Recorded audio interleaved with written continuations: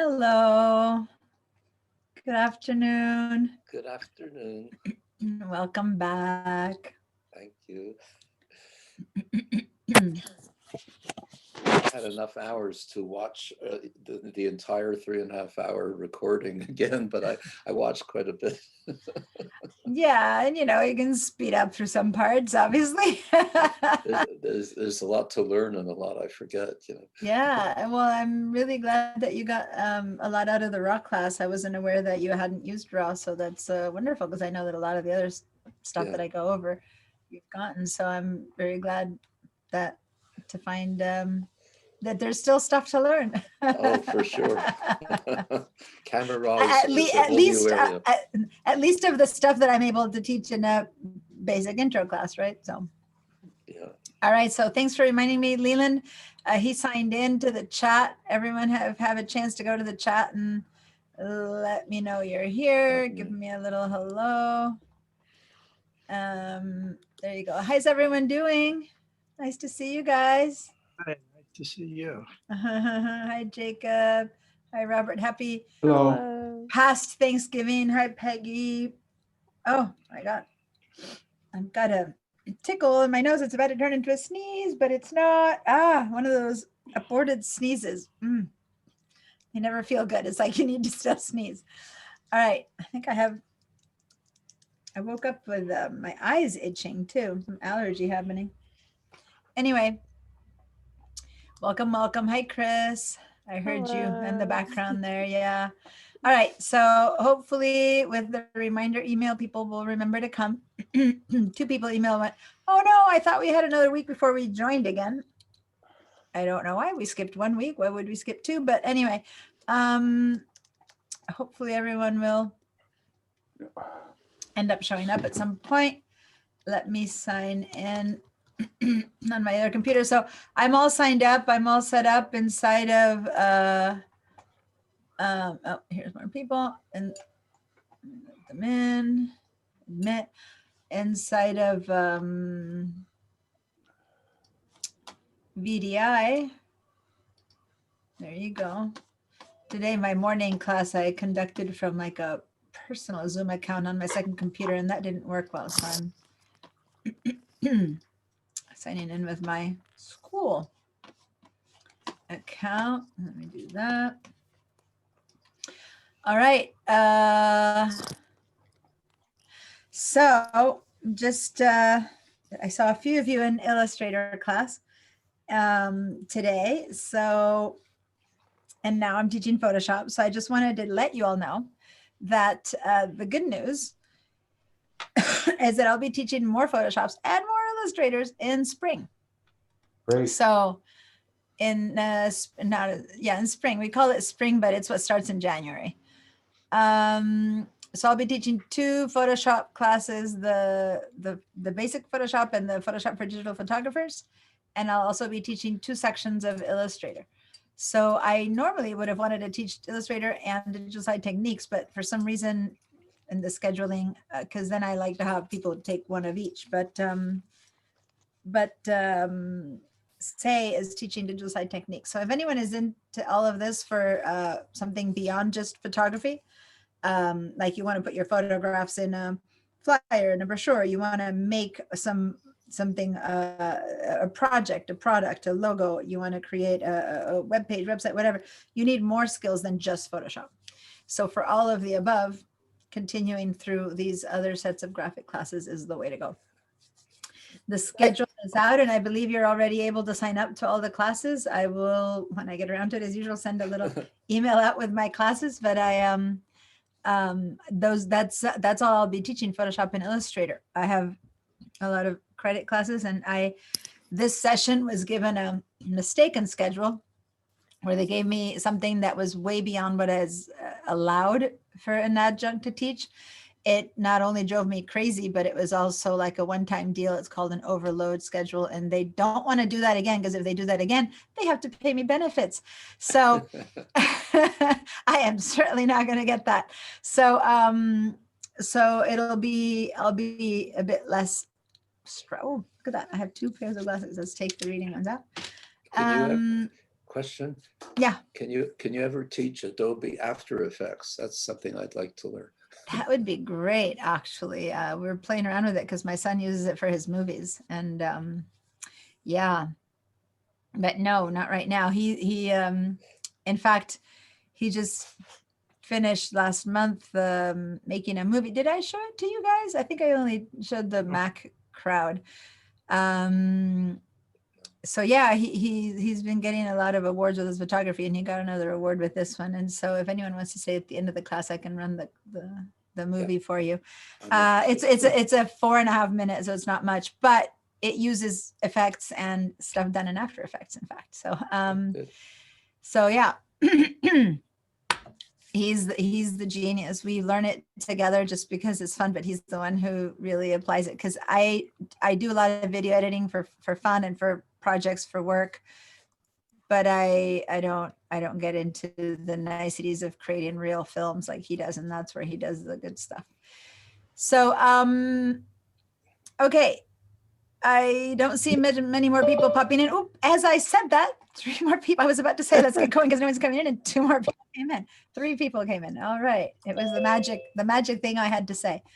All right, now it's looking a bit more like it. Hi everyone. Hello. Hello. Deanna? Yes. Deanna, what's the difference between the Photoshop for digital photography and the Photoshop class? Well, technically, if you look at the outlines, almost identical, but in this class, when I have some time, I like in the regular Photoshop class to spend a little bit more time. It depends on stuff that is less photography, like we spend more time on layers, and like today, swapping heads or doing stuff. But then in the Photoshop for photographies, we only do photo stuff. Like here, I have a couple of samples of putting text into a poster, things like that, right? So it's minorly different. Mainly, they have 2 different names because each one goes into a different certificate if you take one class or another. But they're still both basic photography. So we, like when I teach photography for the web, it's also basic Photoshop for the web, but it goes in a different direction a little bit. But when you're at this level, there are so many basics that need to be covered that everyone needs to know.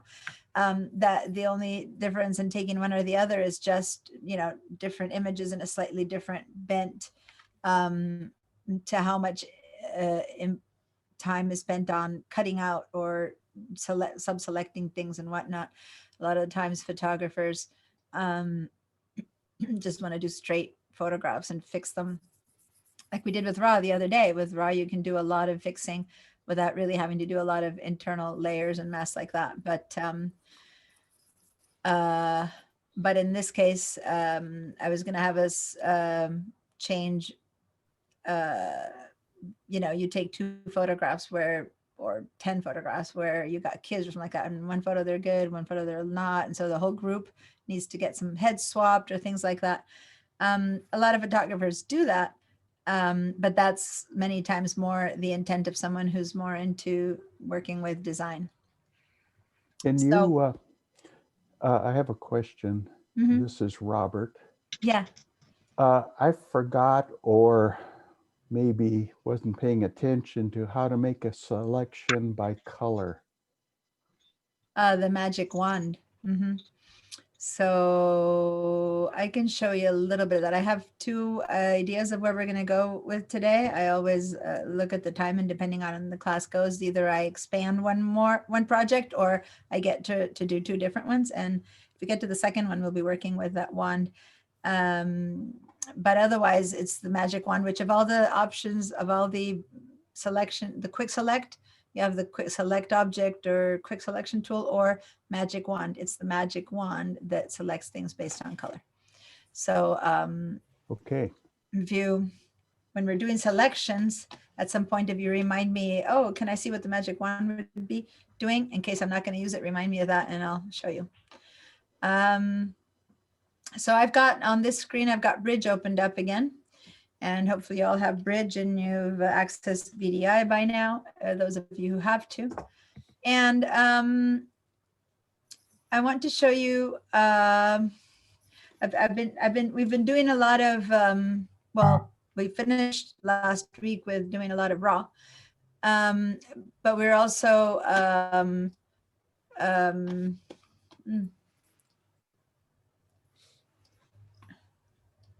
oh no. I'm so sorry.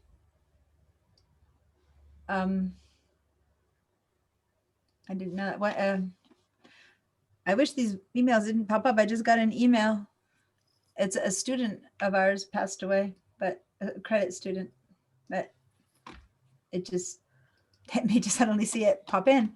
When I'm working on this computer, instead of the teaching version where I keep all things out of the way, I see normal alarms that pop in and out. And I wish I hadn't seen that. One of my credit students, not from this year though, but that's a surprise. Not COVID though, struck by a car. All right, not makes it any better, but meaning when everyone talks about anyone passing away right now with the circumstances, we're all thinking COVID. Okay, at least I'm thinking COVID. In the, let me share my screen.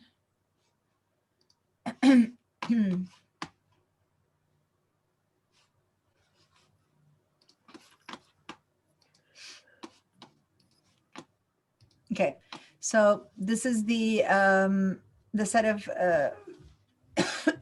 photos that we have. So I was saying before I got distracted that we did a lot of work with raw the last class, and we began working on it some classes before, where you saw that you can do a lot to images with one feature, right? With the feature of putting it through the raw, the camera raw engine. And no matter if it's originally a raw photograph or if it's not. And the difference lies in that if you start with a raw image, you can really push the extremes of that photo and find detail in the whites that might already blown out in the JPEG, or you can find detail in the blacks that might be just a big black mass of nothing in a JPEG that's already been compressed. So that's the advantages. Like you can get a better result if you start with a raw, but the tool itself, which is what I taught you to use, works just fine with whatever kind of image you make it work with. And it's very versatile.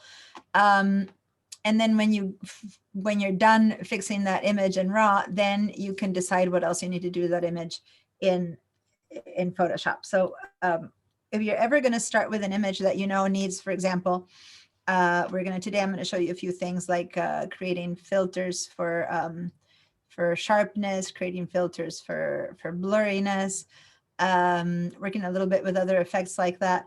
And anyway, there's a whole nother series of things I want to get to, but we're going to end up fixing a photograph. First, you would put it through raw, and then you'd open it in Photoshop and then start working on all these other variables, right? So you try to take a photo to the extreme of what you can do to fix it. So I'm just going to show you a couple without opening them in Photoshop. Just when I want to InBridge see something bigger, I'll select it and hit the tab bar so that you see it bigger, but it's not opening in anything. It's just the fact that you're opening it and you're seeing it bigger so that you can view that image in Photoshop, but it does not become an opening yet. So I can hit the space bar again and it goes down. So you hit the space bar and it opens up, and you hit the space bar and it goes down. Okay. So given that, there's a couple of images here that I put, one or two that have already been edited a bit. So if I head down to these two here, this guy, the one on the left is the one that's already been a bit edited. The one on the right has not. So let's click on the first one, but don't open it in Photoshop. Just select it one time and then hit your space bar to see it bigger. And when you look at this photo, apart from the fact that he's ridiculously adorable, yes, I know. I'm sorry, he's my guy who just turned 18. What a time. But that's not the point of showing you the photograph. But rather that this I felt always was like an opportunity missed. It was some hike we were taking. I just picked up probably at that point. At that point, I don't even think I'd had an iPhone. It was probably a small point and shoot. Shot something cute and went on, right? And then when I looked at the picture, I thought, oh my God, I wish I had this perfect, everything to it. And I don't have it perfect everything. That moment is come and gone. So when you look at this photograph, because it's a JPEG, see, had it been a RAW, but because it's a JPEG, do you see up here on the top of his head how the sun hit? It's just blank. There's no hair whatsoever. There's just white. Do you see that part? That's an overexposure.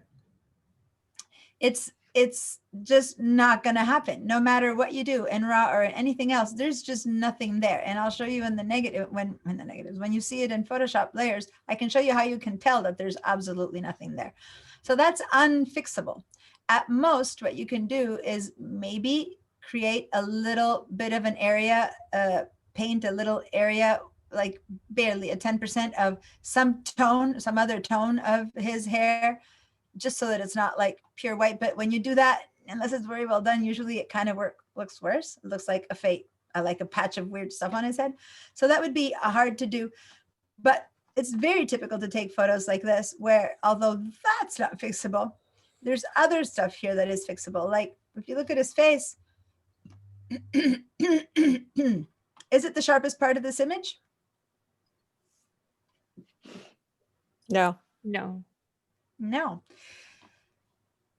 There are sharp parts to this image though. Yeah. His hand, his backpack. I mean, look at that. Every little stitch on that backpack.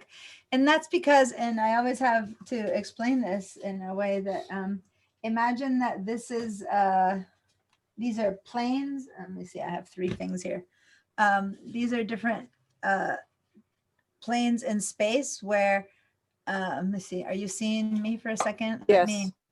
Can you see, like you guys can pin the little me, just look for a little bit in the little me picture here so I don't have to change that. So you see these 3, and if the person is standing in, the camera wants to focus somewhere 2/3 of the way in, right? So it'll try to focus kind of like on this plane. And then if you have enough of a depth of field, then it'll put whatever's in front also in focus and whatever's in the back also in focus, if you focus kind of in here. But especially when you pick up, shoot, and keep going, you don't know what the camera got. This was just like one of those, oh, hold on for a second, toddlers, they keep running. So the camera seems to have focused further back, right?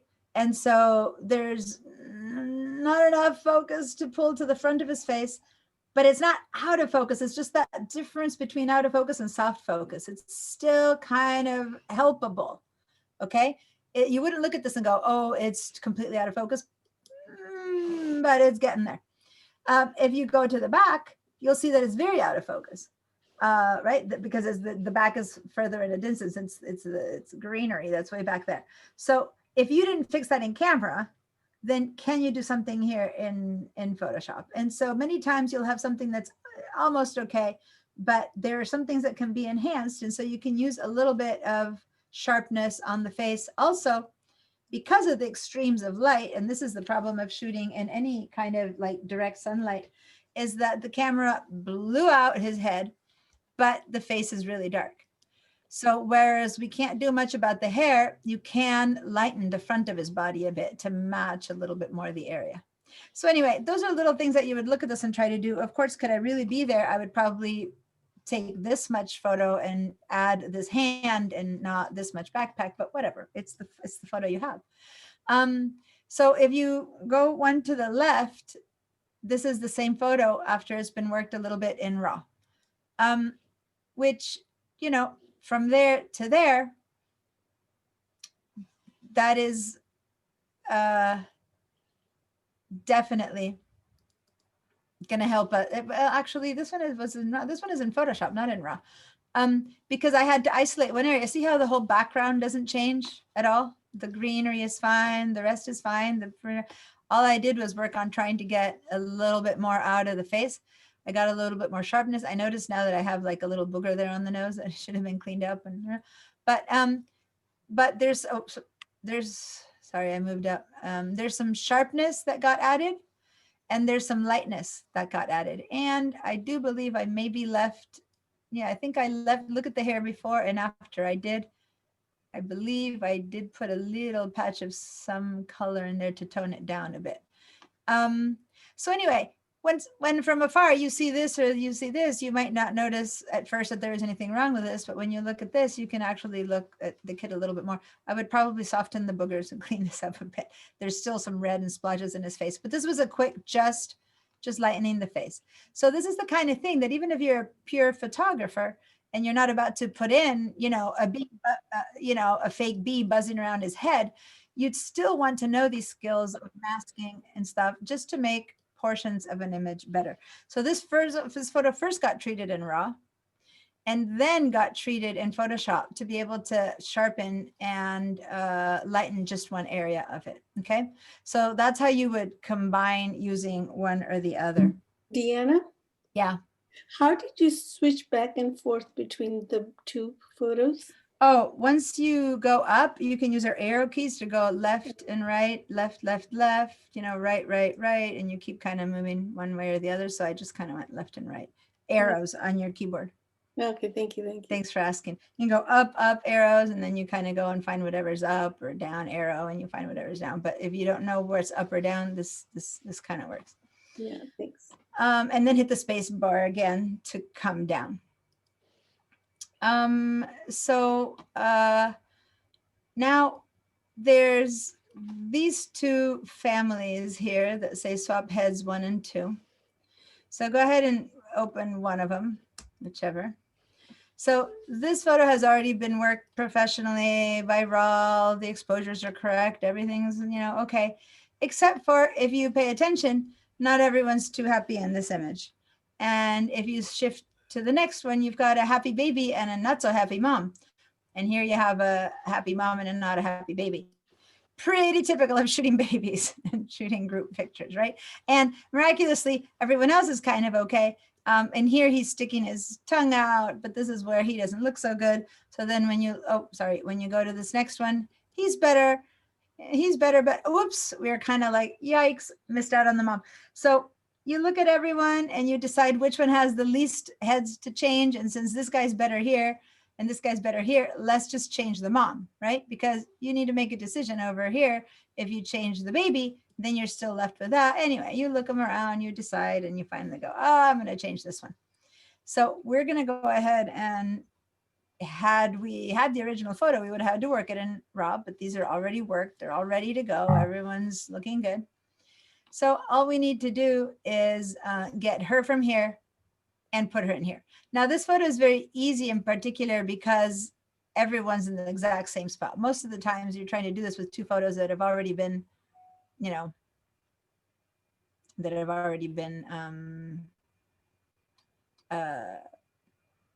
moved, people, there's a different background, then it becomes quite a bit harder. But in this case, it's a studio shot. Everyone else is still sitting in the same place. So this would be a very quick little replacement situation. So we're going to practice on that one really quickly to remind ourselves a little bit about, because this will be done really quickly, about how to do that effect. But then we're going to practice the whole filters and sharpness, and there's a whole bunch of different filters. Like you see a photo like this one. This is not mine. It's some sample photo, which might be a bit cheesy or not, but anyway, it's a photo. But there's a lot of stuff going on, right? There's the flowers are in focus, and there's the stuff there, and then of course you have the watermark that doesn't help, and then you have the rings. And in a photo like this, probably you'd want to be focusing on the rings. The photo is supposed to be of the engagement rings. So you can help this out by creating focus only around the rings and blurring the rest a little bit to create a little bit of that effect of distance that we kind of naturally got that in the photo that I showed you earlier, where just naturally in the background, things get a little bit out of focus. So you look at them a little bit less. Now, another photo where that would help a lot would be in a photo like this, where again, it's a little bit soft, but there's this blur of white over here, and it's just kind of distracting. And because this kid wasn't focused in the right place where he should be up higher and you just see green. Instead, you've got him way down here and all this stuff. This is my youngest one, by the way, who is now, I don't know, 14, 13. Anyway, so what I did is, well, what you could do is you can kind of fake the background a little bit to hide this nasty stuff and then blur it, right? So on the left, I just prepared an example of really in 2 seconds quick to see a bad job, and you all can do this bad job. We're not trying to fake that this was really there, but I quickly patched up with some grass and some stuff, all of the bad stuff, right? This wouldn't pass muster as a picture to print, but then you put a little filter where you focus on him and the rest kind of goes a little bit blurred out. And then who's going to care or notice whether that glass was really there or not? Does that make sense? So then you can crop a little bit. And next thing you know, you got a photo that you put a bit of sharpness on and you can enjoy much more. And it's the only difference between this, we haven't applied that effect yet, between this and this is just getting rid of all that whiteness. So be careful when you're shooting if you can, but if you can't, then you can fix it a little bit in Photoshop. So we're gonna work a little bit on those differences and how to use those filters and stuff, okay? So I want us to start with this little engagement ring, the iris field blur 2, it's called. So yeah, and same, we can apply the same. You know what, it's actually even easier to apply it for the first time on the rose. So to the left of that one, there's a rose. Let's apply it to that one first, since it's the easiest sample, and then we can move into a couple other samples. So let's double click on this big old iris blur rose. There you go. Now, the photograph of this rose has already been blurred naturally by the camera a little bit. So you see how here the rose is sharp, but already the greenery is less sharp. And by the time you get further, it's even less sharp, but not enough. It's still quite distracting to really have us focus on the rose. So remember, does anyone remember what we did when we applied the Camera Raw as a filter? Remember last week I told you how to use Camera Raw 2 ways? I showed you how to use it straight from Bridge, and then I showed you how to use it from inside of Photoshop. You guys remember that? Yeah. So when we used it from inside of Photoshop, where did we have to go? What did we have to do? Because it shows up as what? What is Camera Raw inside of Photoshop? It's a filter. Yes, it's a filter. So if I go up to filters, there's the Camera Raw filter. But if we just use a filter straight on, like we just go filter Camera Raw or filter any of these, what's the problem? What's the bad thing?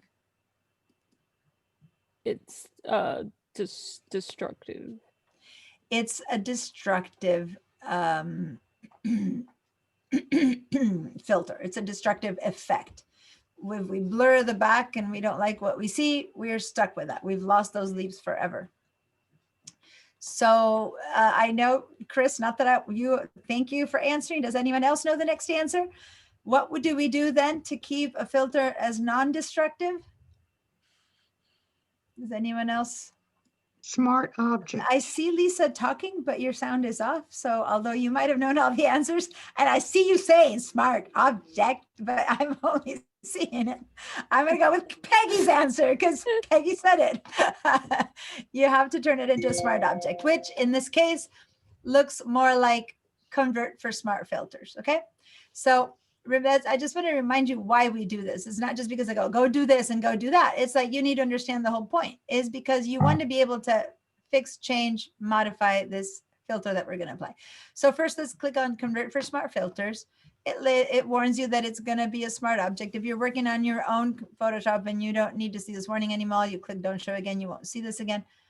I leave them always unchecked because I need to teach it because this is what shows up for people. But there you go. There's a little giveaway that we've turned this into a smart object, and it's that little box that shows up down there. Remember how last week we also learned how to edit things inside of a smart object? So it's not that we're lost and gone forever, that if we suddenly notice that there's a problem with one of these leaves that we want to fix by creating a smart object right now, if I wanted to do any kind of retouching on this image, I can't, because it tells me, no, forbidden, because it's a smart object. I can't touch the pixels. Who remembers what I should do if I do want to touch those pixels? What was the way around it?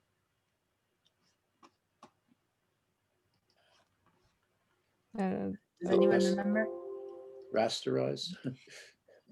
No, if I rasterize, I lose the smart object, which then loses the lack of being able to do it in a way that's non-destructive. Can So we just create another layer and like copy to work on the other Mhm. layer so we retain the original? not necessarily. Does anyone remember what happens if I double click on this little box? Box. It Oh, Yeah, Chris, go ahead. I'll let you go for it.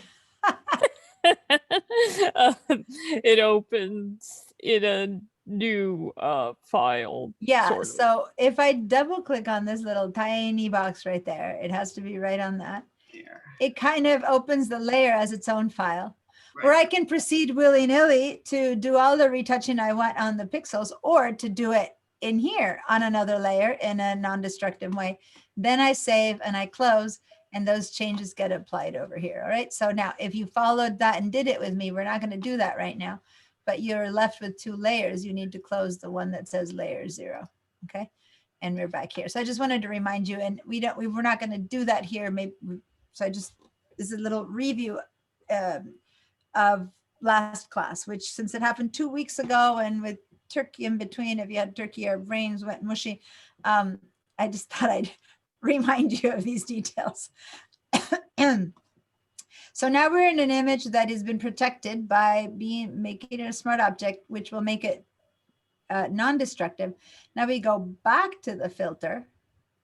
Okay. Now this is grayed out because it's already a smart filter. And now we get to look for so many different kind of filters. There's a ridiculous amount. So let's just go for one type right now. Blur gallery. The blur gallery, when you click on blur gallery, there's other galleries, there's filters galleries, there's so much going on here. If you start clicking, there's stuff beyond belief.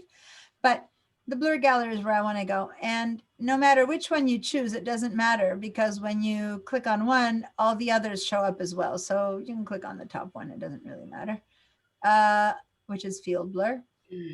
Actually, got it. And once you click on it, it kind of leaves the regular Photoshop. See how layers and all of that have disappeared? And now you're in this mode. I'm going to make it a little bit. Someone is talking. Lisa, I'm going to mute you. I'm going to mute Lisa. There we go. Maybe you need to mute. So now it went into this blur mode where you lose the normal tools, and you're kind of like when you're in Camera Raw, you lose all the normal tools. You're in a different situation, right? So we're in a thing called the blur gallery. And there's different kinds of possible blurs. So if you had clicked on field blur, then that's the one that's the possibility that's open up. If you collapse it, you'll see that there's field blur, iris blur, tilt shift path blur, and spin blur. We had clicked on the field blur, so that's the one that's turned on. But if I turn this little click off, then it disappears and we don't have the effect. The one that we want to actually work with right now is iris blur. So click on iris blur and or open it up. No, not and open it up. And now we're in iris blur mode. Now, had we originally checked open iris blur, we would have ended up here, but I wanted to show you how to switch from one to the other. What if you decide you want a different blur for something? So we're in iris blur. And when you open up iris blur, it's got some default settings, and the default settings right now are 15 pixels of blur. And there's a little slider. And when you look here in the middle, what you've got is this circle, right? And out here, you end up having like a push pin icon.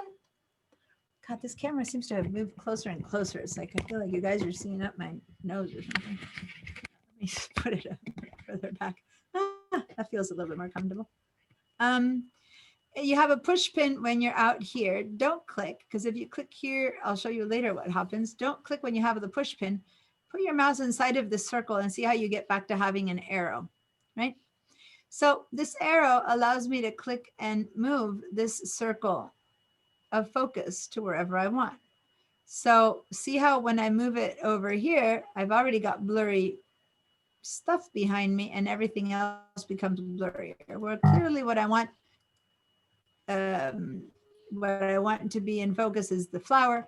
So I'm going to go ahead and drag it back in here. And I'm going to put the center of that blur. You can also use the center to be a place to move in and out of. I'm going to put it in the center of that flower. Okay. Now, when you put it in the center of that flower, you still have all these different tools. What comes is the beginning, but you can choose other things to change. You can go over here and say that you want to blur much more. So I can move this so far out that I only have like a bare hazy showing of what's out there, even though the middle stays blurry. Or if I go back, if I move this arrow back to 15 or even less, say I say only 10 or whatever pixels, I am barely seeing any difference. And so you can modify how realistic or how now you want this to be. Now, just to learn how this circle works, I find it easier to do that when I have you guys put in a lot of blur, just so that you can really understand what's happening with this blur, not because I want us to blur it this much, but just so that you can really understand the stuff that I'm going to have you showing here. So go ahead and put it at a pretty big blur number, you know, so that the rest is completely hidden. And now, whoa, hello, why is this coming back? I think I must have clicked. Now I'm going to show you how to handle the other stuff that's in here. I keep saying updating, I think, because this is a slow process and maybe I'm pushing it too much. I did have us all open from the same file, right? I didn't have us yet. Shoot, I didn't have us do a save and make it in our own photograph. So that's probably part of what's happening. Are you guys having something like this happening to you too, or just me? Yes, exactly same thing happened. Yeah, so why don't we just say cancel for a second? It's gonna be easier when this isn't the same photograph that we're all accessing. Let's do a save as. I forgot that really helps. Do a save as. So for those of you working at home, it won't matter, but for all of those you working on VDI, we're working on the same exact file. So for VDI, let's go back to Google Drive file stream, My Drive, and then save this in the Photoshop work. And so here, you know, you can save it right there. And now you're working on your own individual one off of your own drive instead of all of us pointing towards the same file. That'll make a difference. Okay, so now let's go back to filter. Blur gallery, only this time let's go straight to iris blur because you already got the message about whatever you go. So click on iris blur again. Okay, and let's see. Okay, so now my iris blur, let's make it maybe less extreme so that it's easier. That's enough because that's good enough for us to really see what's in and what's out. Okay, I'm gonna go to about 78. I think the more you blur it, the harder it is, and it takes a lot more time to update it. See, that's already at 66%. Yeah, it was much faster. Okay, so now the circle, which as you can see inadvertently can be changed in shape or form, right? Let me move it back to the center of the flower. You can make it bigger or smaller, wider or less, you know, just changing its shape. You can grab it from the top and turn it in that shape. So you can kind of try to reshape it a little bit in the shape of the flower that you have. So it's not a perfect circle. You can kind of move it around a little bit, but you also have it be, it's more of an oval-ish kind of thing. So you move it around a little bit. Whoa. Okay. This is doing some pretty, it's jumping around a lot. I think it's very jerky here.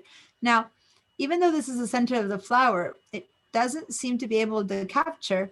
It's getting me stuff over there and not this. So now I'm going to move this over so that it takes more of my flower, right? Even if it's not in the center of the flower, so that more of my flower is captured. And now, oh, okay, every time I move it, it's driving me crazy. I don't know why this is happening. Is it the, I'll let it finish updating. Is it because it's on Zoom? And undo that last step. There.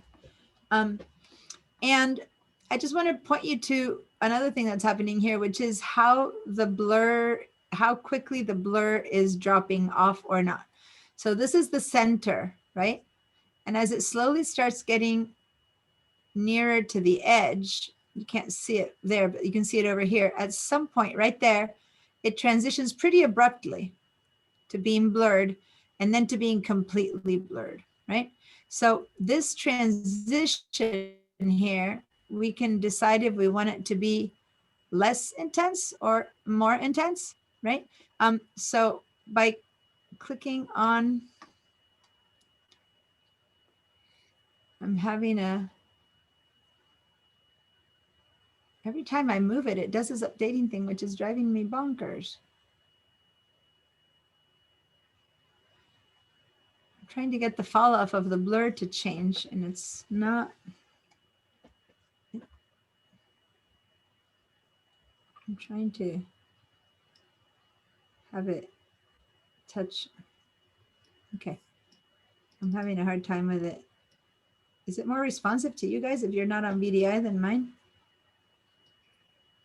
It's not letting me change the fall off. In fact, it's not doing anything when I touch that. This is only letting me blur it. It changed, it kind of went back to the old shape that I have. I'm trying to find the fall off part. It's not letting me. It's giving me duplicates.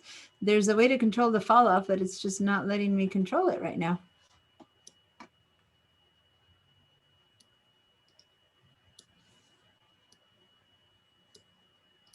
I'm wondering why.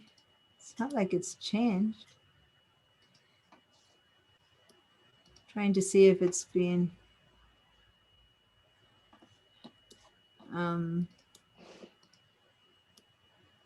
okay, this is really confusing because it's not letting me do the affect the in-between fall, and whenever I touch it, it just goes off like that. It's truly not. As soon as I try to touch and do the shortcuts that I normally do on it, it's kind of jumping around. That's driving me crazy. But I don't know if it's because it's something has changed in this version of it, or if it's the fact that we're on VDI and Zoom and it's responding really slowly. That's the part that I'm saying. Is it is what I seem to be doing happening to you guys or at home as well? That every time you, or does Mine's a little slow. Mine isn't doing the buffering like yours is. Yeah.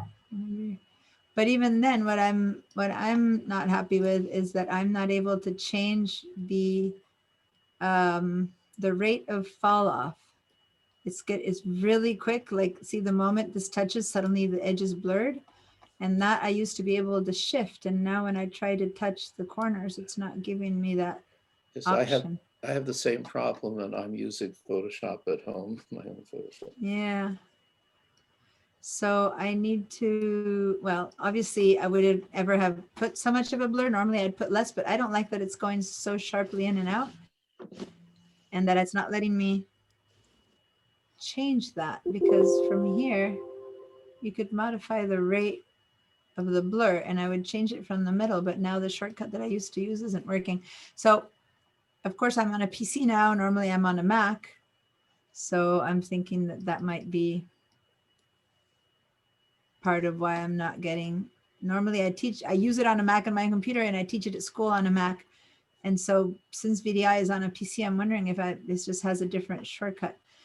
So anyway, let's just go ahead and make it, let's not care about the fall off. What I'll do is during break, I'll look it up. I'll Google it to see if maybe I'm just not up to date on what the shortcut is or if something's wrong because it's not responding. Anyway, all I can do right now is just deal with the blur it's giving you, make it a bit more realistic by shaping it a bit more to your shape and having it be a bit less of a fall off. And then when you say,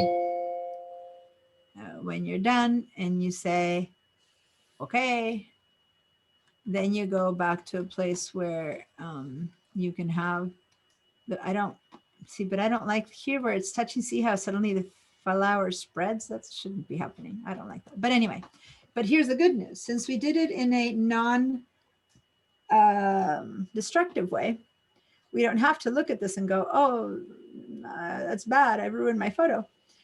You can go back into it. Okay, first of all, you can turn it on and off to see if you like it. That's the before, this is the after. Okay, so you turn the eyeball on and off. And if you decide that you don't like it, you just double click again on Blur Gallery. It opens up again. And now you decide to shift it down a bit or move it up along or, you know, whatever it is that you want to do to change what you don't like. And then you say, okay again, all right? And so on and so forth. Now, that does become a safe way to use the filter. I'm going to go ahead and let's go ahead and save so that this can be closed. But before I close it though, I wanted to show you that there's other filters you can apply and show you what having other filters means, because right now we have a blur gallery in the same exact spot. Last week we had raw. It showed up right here, just like a filter. Okay. If I go up to filter, I don't need to convert for smart filters again. That's already there. What I can do now is choose a different filter and say that I'm going to do not a blur right now, but I'm going to do something. This one's already a very sharp flower, so I'm not going to sharpen, but say that I want to do something that's actually, we're going to call it destructive, but what's typically considered a filter is when you actually create like a watercolor painting or something like that out of it. So over here, where it says stylize, say that we go to, I don't know. Well, let's go to the render. Isn't there a better? Here, let's go to Pixelate, because this will be more obvious example. Let's go to Pixelate and let's go to, for example, Mosaic. Okay.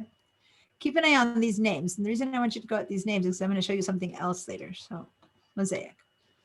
So you click on Mosaic and one little effect shows up and it lets you turn this into little pixel based kind of thing. And you move and say how much you want it to happen or not happen.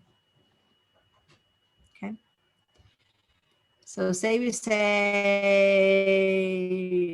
make it somewhere on there and we say okay to that. So now that's a very intense, that's what I was looking for, a very intense filter, something that really changes the name of the game. It barely even looks like it used to be, right? Well, what if we put another one on now? So I'm going to put in, trying to find some that might be not compatible. I'm trying to find non-compatible ones. It's kind of weird, but here, let's go to distort. Let's go to something that's pretty intense, like twirl. So I went to distort and twirl. Now, we're really messing it up, okay?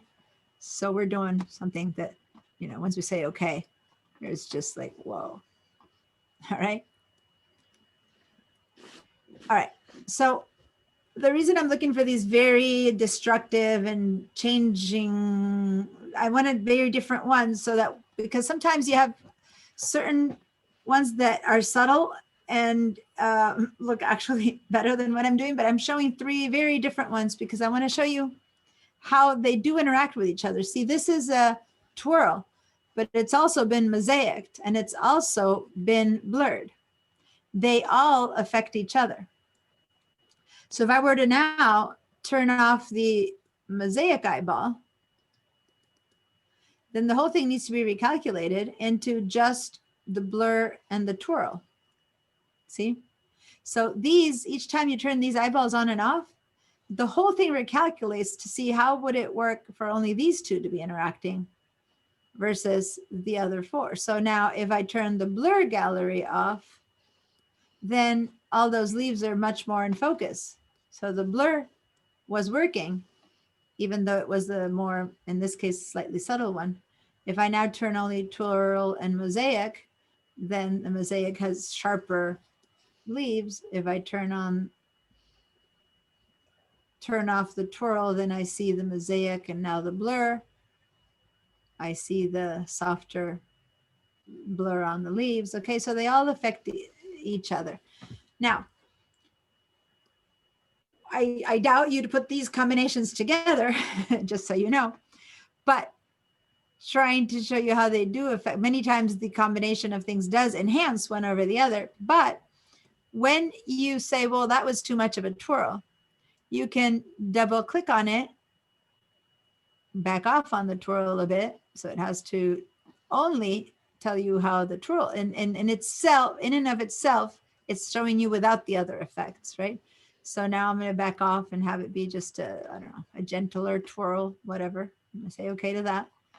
And it's less of a twirl, it's still a twirl. But what if what I want is not to change the thing itself? So I'm going to open the mosaic right now and make the mosaic be smaller pixels. And I say, okay. But smaller pixels or less of a twirl is not the same as actually changing the amount of effect of this filter. So watch what I'm trying to show you. I can make a twirl be more or less twirly, as I just showed you, or I can make a mosaic have bigger or smaller squares, or I can have the blur get me more or less blur. Okay, so we already did those three. Now there's a whole different creature here. When you see these two lines in the twirl and the mosaic, see that? That lets us kind of like, the twirl won't change how much it twirls, but it'll lessen the impact on the image of the twirl. So I'm going to double click right there now. Okay, and say okay. Oh, let me move it over here so you can see the effect. So this is the mosaic option, where what I'm trying to do, let me move this over to the flower so you can see it a little bit better. Where's the flower? There. Okay, so you can see a bit more. So I wanted to find the flower, so I went and clicked over here and it put the flower in the middle. So watch, this mosaic isn't going to change size now. I clicked over here. So see how I can't change the size of the mosaic anymore? But what I can do is I can kind of give it less of an intensity. So I can make this effect be only about 50%. So it's a gentler effect. It's like the opacity that you can give to layers, except for it's for the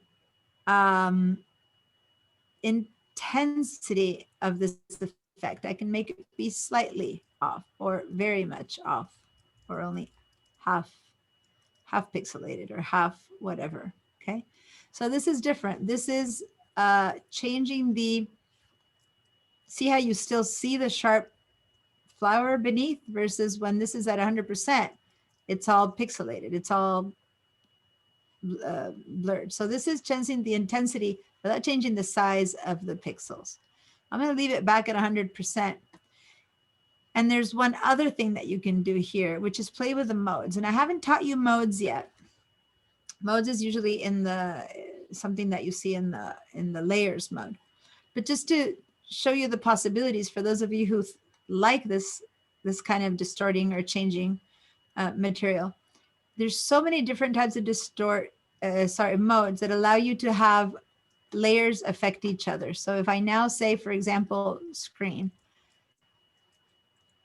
that same effect applies differently on light colors than on darker colors. Or if I say multiply, it applies differently. Or if I say overlay, it applies differently. Now, this is not an effect where overlay, screen, or multiply really make it any better or worse, to say the truth, but just showing you stuff that can happen with these things, which can be completely different or messed up or good. Depending on your image, you might love it or you might hate it, right? But there's just all these other changes you can make based on the initial changes. Anyway, I'm going to go back to normal. I'll show you a bit more about normal in the layers later, so it's more obvious. Just showing you how you can change different things without changing the mosaic size itself. Okay, so I'm going to cancel to not have anything there change. And again, so the twirl is happening. If I want to lessen, not change the degree of the twirl, but just lessen how much this twirls. If I just want to make it, sorry, if I want to make it look like it's a bit wavy, but not too much, then you do something like that. Anyway, I'm going to cancel. This is just to show you how the effect works or doesn't work. This is it. This is for the control you can have. All right. When you don't want to see this whole thing down here, you can just collapse it from this arrow. So you see your final image, but it's collapsed from this arrow. Now, I purposely put in stuff in here that would look very obvious for my examples, but I truly would never put the twirl in this image for sure. So I'm going to turn the twirl off. And in this case, the mosaic as well, because I really was just trying to show you how filters stack up. So I'm left just with a blur gallery. In case I want to come back to them, I can leave them there, but say that I didn't want them at all, like for sure I don't want the twirl.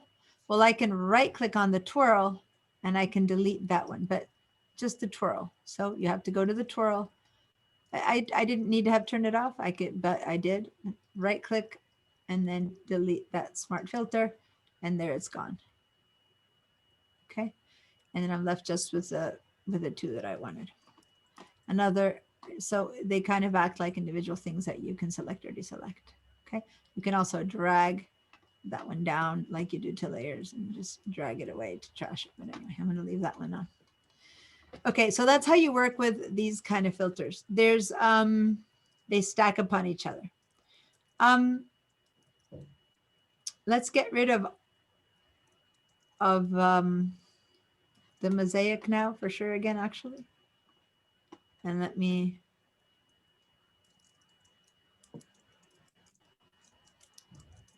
work. Let me see. We all have our images here.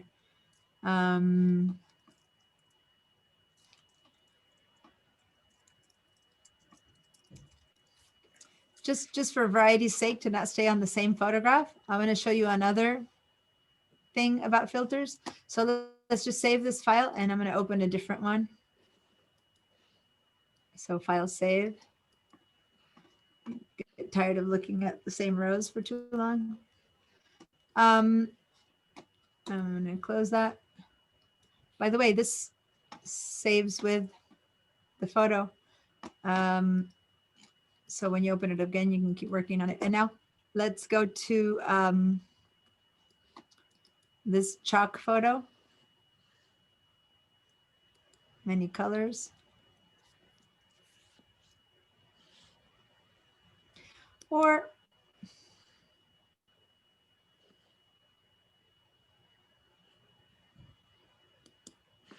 actually, let's not use this chalk photo. Let's go, if you did open it, because like it's open like that, double click, that's fine, just close it.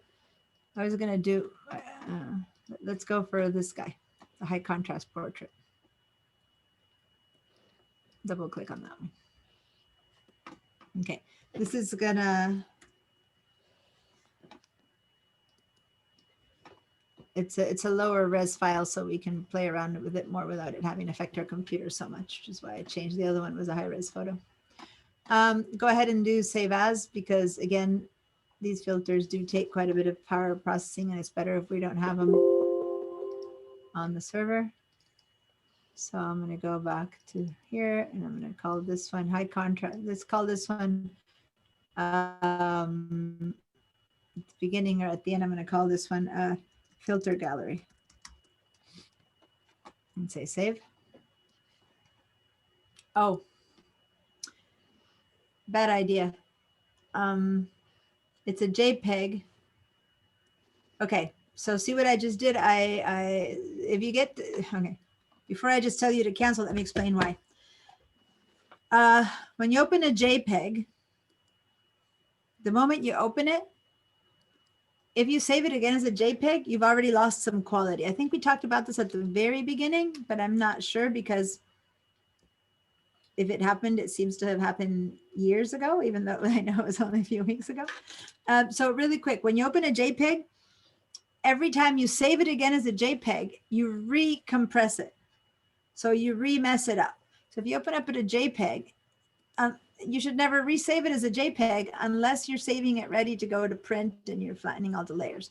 And so by opening a JPEG and saying save as, it tried to save as again as a JPEG automatically. And this would mean that I'm applying compression from the camera on top of compression from me. So don't ever do that. Let's say cancel. And if we're going to save as, because we're going to do stuff to it anyway, let's remember too that when we save it as a PSD. Which the moment we apply anything to it, it would have forced us to save as a PSD, but it wasn't. And then over here in the Google Drive, go back to my drive and put it in your own personal folder. And here I had said to call this filter gallery. And save it, the same thing we had done, but save it as a PSD. That way we don't affect its quality. And because we're about to I know that I'm about to make things that are going to make it into a layer, a PSD. See, a filter isn't a layer, but it's considered a layered file, right? So it's a Photoshop document. Okay, let's go back. If I'm losing you, please let me know. But other than that, let's go back to filter and convert for smart filters again.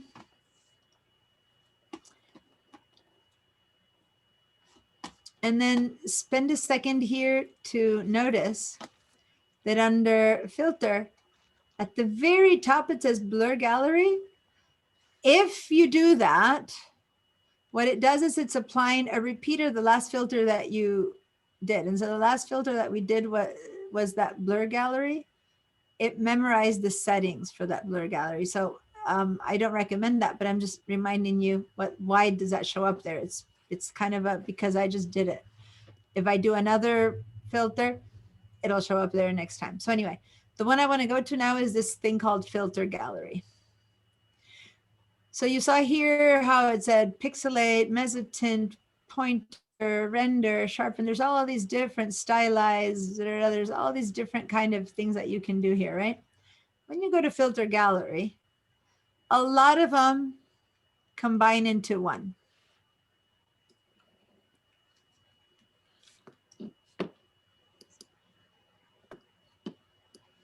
All right, so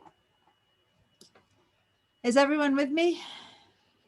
I haven't been having you guys, I haven't been asking you guys to give me a yay or nay, but I want to make sure I haven't lost anyone. You all have this guy open, give me a yes or a no. Right now is a good time to say no, I'm still trying to open this guy, or I'm totally lost, or help me. I know Leland, you said that you're having Wi-Fi problems. I don't know how to help you with that. Do you need a hand going to find him, or? I can't find the file. I'm just trying to find it now again because I just got access to the drive. What was it called? It's a high contrast portrait. So on the H, okay, it's between next to the kind of semi Coca-Cola. Okay. All right, cool, great. And then all we did was we gave it a filter, convert for smart filters, and then the one we're opening is this one called filter gallery. Okay, so is everyone here in the filter gallery? Did you convert it for smart filters already? Yes, yes. You did, okay. Convert it for smart filter to start with. Otherwise, cancel okay. from your filter gallery, because if you don't, whatever we do is permanent. So always convert for smart. Convert for smart filters is a bit of a tongue twister. Try to say it fast twice. And then once you've done that, open up the filter gallery. Okay, so now we have in our filter gallery, what we have here is tons of filters all at once. Instead of having to do each one separate like we did before, you can decide, let's open up our artistic filters first and start clicking on it and test it. Oh, look at that. Colored pencil, cutout, dry brush, film grain, fresco. Anyway, there's all these different, you know, poster edges, under painting, sponge. Now, when you check on all of these, the basic setting for this one is what's showing up, but that doesn't mean that that's what you need to live with. Over here, you click on the look that you want, right? So I'm going to click on watercolor right now. But over here on the left, sorry, on the left, you click what you want. But over here on the right, you can alter in a much more nuanced way than we did before. So maybe you want the brush to be much more less detailed or much more detailed. Maybe you want the shadows to be much more intense or much lighter, or maybe you want the texture, the watercolor texture to show up more. So these are all things that let you change, sometimes drastically and sometimes not, the effect that you are wanting to achieve. So say that you've achieved something that you're happy with, right? Then if I now like this, say that I really want it, but look what's going to happen. But if now I switch to something else like rough pastels, well, then I've lost that watercolor effect. It's gone. Now I'm only applying rough pastels to it. But if instead, let me go back to watercolor. If instead I keep, see, these settings, by the way, you might have not noticed, but they went back to their basics. If I want to keep the watercolor and on top of the watercolor, do something else, watch what I'm about to do. Then over here, see how this appears here like a little choice? I go and press the plus sign down here to get a new effect. And now I change that one to rough pastels. So now I've got two effects, one on top of the other, kind of like I was doing before. So if I keep changing, then I don't see the effects of one or the other to come turn. But now I can leave the watercolor on and the rough pastels on top. And now I get to play with that. Or now I can say, well, I like the watercolor, but let me turn the eyeball off. Let me see what rough pastels does and choose which one I prefer. So now I want to see only rough pastels. And this one has even more choices in the watercolor. I can choose a texture on burlap instead of on canvas, or on brick, or on sandstone. Okay, so I'm going to go back to the, I can decide to have the stroke of the pastels be longer, or the scaling to be more, or the relief to be less, you know, so it's much. So anyway, you play around until you get the effect that you want. So that's my stroke length is really wrong right now. Now I'm going to make stroke length less. And when you decide you like what you have and what you want, then you keep it. You don't want to get rid of it. You want to try something else. Then you press a plus sign for a new effect layer. Turn one off, and then this new one, you say, okay, I'm done with all of these.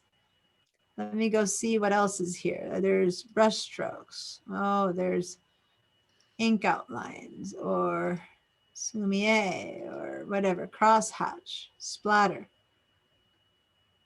No, say I don't want any of those. See, when I don't save them here, they just change. And I go, none of those. So then I'm going to go to sketch or distort, right? So here's that ocean ripple. All of these are testing.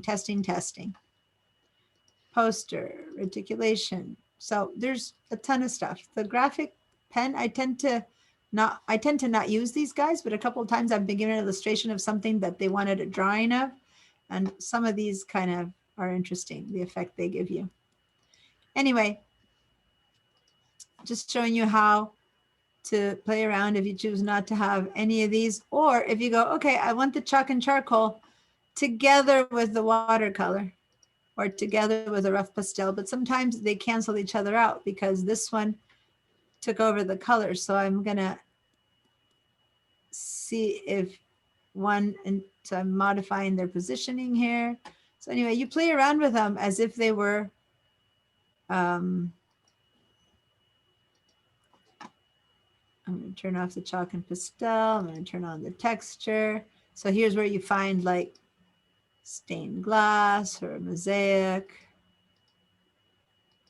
Okay. All right. So say that I want grain and chalk and charcoal. Oh, I lost my, say that I want grain and pastel. So there I got my rough pastel, but I gave an even more grain. All right, so those are just examples of things that you can do for fun. But here's the deal. Once you decide what you like, let's say that this is what I've decided I like, the two that I've chosen. Others I played around with, but I don't like. And when I combine them, it seems like too much. So I'm just going to leave these two. Say when you're done with all that and say, okay. And I don't care if you like or not what you got. I'm just say, okay. You have one filter there. It's the filter gallery. As much as remember we had the blur gallery where there were 5 times the filters of which we used one. This is the filter gallery. This is what it gives me. It's the combination of all of them. And if I look at this and I go, well, I would have preferred not to have this guy. I want the watercolor instead. You need to open the filter gallery again, double click. Then you turn off the pastels and turn on the watercolor, turn off the grain or whatever, and then say, okay. And it's the same filter gallery, but now it's looking like watercolors. So anyway, again, I'm showing you this, but it is definitely something for you to play with because that's this kind of medium is a play with me medium. But let me show you once again, if you want to modify how, not what filter, but how much of it gets applied, you double click over here in this little egg. And then you can say, well, I want that thing applied at 75% or at 50%. So you want it to look a bit like a painting, but not too much, which with watercolor kind of works because the watercolor effect is very strong. But I find that if you then modify it to 50% of it, now it actually looks almost realistically like a painting of the guy instead of a photo. So that could be actually maybe someone's painting on the part of his face. I'm not sure that this looks much like a painting, but the face part certainly does now. So anyway, just showing you all the different tips and tricks to work with filters. But if what I wanted to do is go in and erase this shoe, then that's in the original pixels. So then I would have to double click on this and do it in the pixels itself, copy some other background on the bottom, and then come back to it.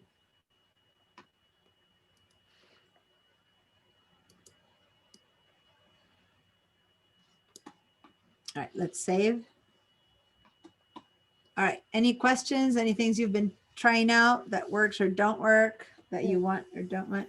Yeah, what's So, that?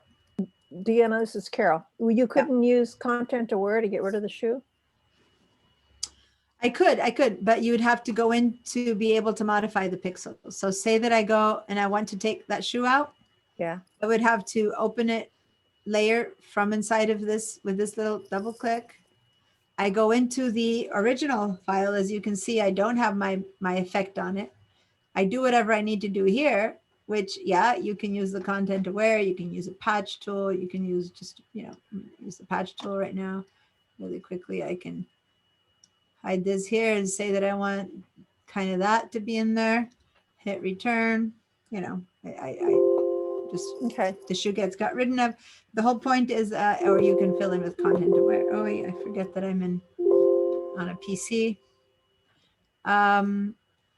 So whatever tool you use in here is still usable, but not with the filter, right? You make it happen in here. So guys, what she meant about content aware is you can select an area like this maybe. And I don't know that there's much content. I think that this content aware here will probably bring in a lot of his face. I highly doubt the content aware here will be a very good choice, but you never know until you test it. Fill, content aware fill. I have no idea what it'll do. Oh, it tried, but see, it brought all this kind of weird watercolor, mark in here. So yeah, I don't like what the content aware did. But anyway, this, as far as I'm concerned, if I were to do this, I would just clone this out. I would make this like a whole repeat of this keep going down here. And then you wouldn't even notice it because it would just be the background. But you would have to do it on a different layer. So say that when you're done, you save and you go back, then it would be gone from here. But this is your original. All right. Thank Any you. other, you're welcome. Any other question you guys here about filters? Or I have only one more thing to show you about filters, which is I showed you really quickly at the end of the class last week, which is the mask. There's no matter how many filters you accumulate, there's one mask. Oh, just one question. How did you get back to show the smart filters after we were seeing only the background layer? I had double clicked on the smart object, which maybe made it open a new file. See up Oh. here? So then I closed that file.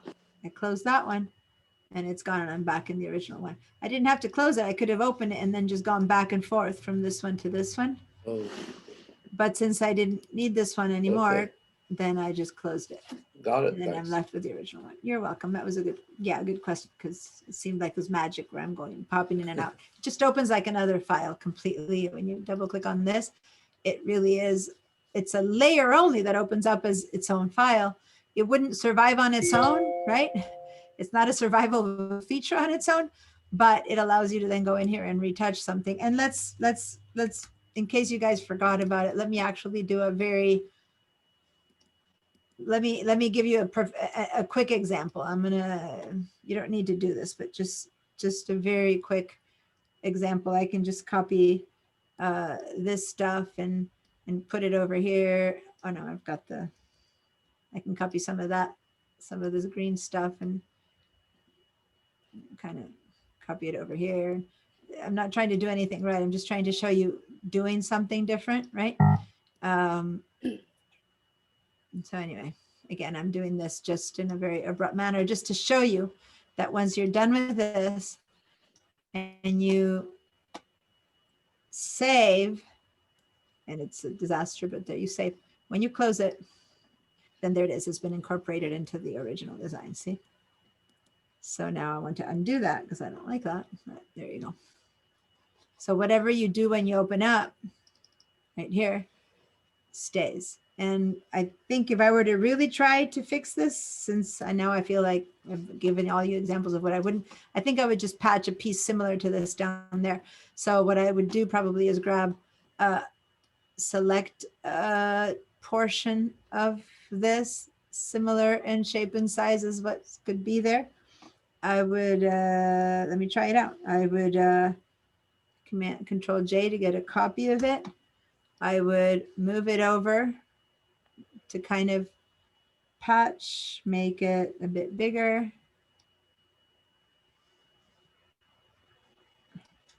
Make it a little bit bigger, kind of like that. And then give it a little mask with the brush. And I would kind of erase the edges very softly, trying to get them to kind of match, you know. So I'm going over these edges. I have it at a very slow opacity. So just to do this a bit quicker, I would kind of try and blend the edges a bit up there, see what I'm doing. And then I would come in here and I would probably do a better job of blending this stuff in there. Get rid of whatever is changing in here. And here I'm not doing a good blend because I'm just doing really quickly, but I would fill in this stuff with something and all of this right now, you notice because it's so obvious. But if you didn't know what I'm doing, when I save that and you're not, it's just an effect in the background, it might look just like another window pane. And see, this is where I would have to go do that with detail. But basically the shoe is gone. And if you don't know to look at this, you have no idea what that is, right? So that would probably be the best way to deal with that. Now we're going to, I want to make sure you're comfy with these choices, mainly understanding that anything that we do in here is going to be showing up here in the filter gallery. And there's only one mask for all of them, right? So if I had a blur on this guy, and on top of that, I have the filter gallery, and on top of that, I choose to sharpen or something like that, they'd all be here, but only one mask, which if I choose to use, and I'm going to use right now by clicking on the brush, and I'm going to paint some black into it, would mean that something would not be affected by the filter gallery. So maybe I'm going to erase the filter gallery on his face. You see how his face goes back to being a photograph while the rest of it looks like it's painted. It's a bit of a subtle effect, so it's not too obvious, but there you go. So this filter becomes, this becomes a blur on a mask on whatever's underneath. So basically, unless you have only one thing, it's very useless.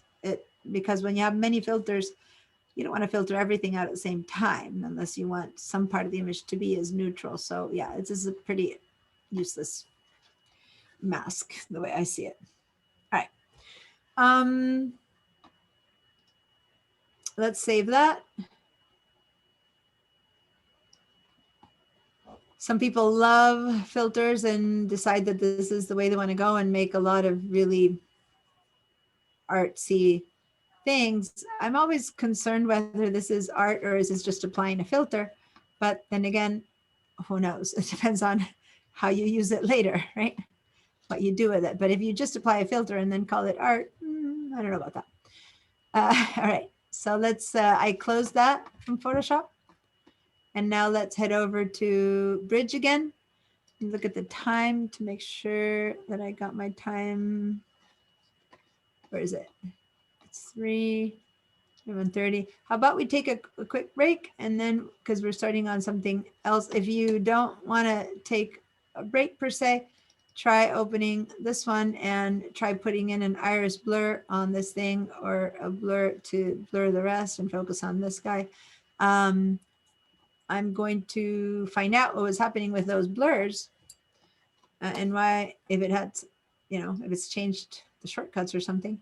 Other than that, I'll see you guys in 15 minutes. It's 2:53, so 3:07-ish. We'll be back, okay? Okay. See you guys soon.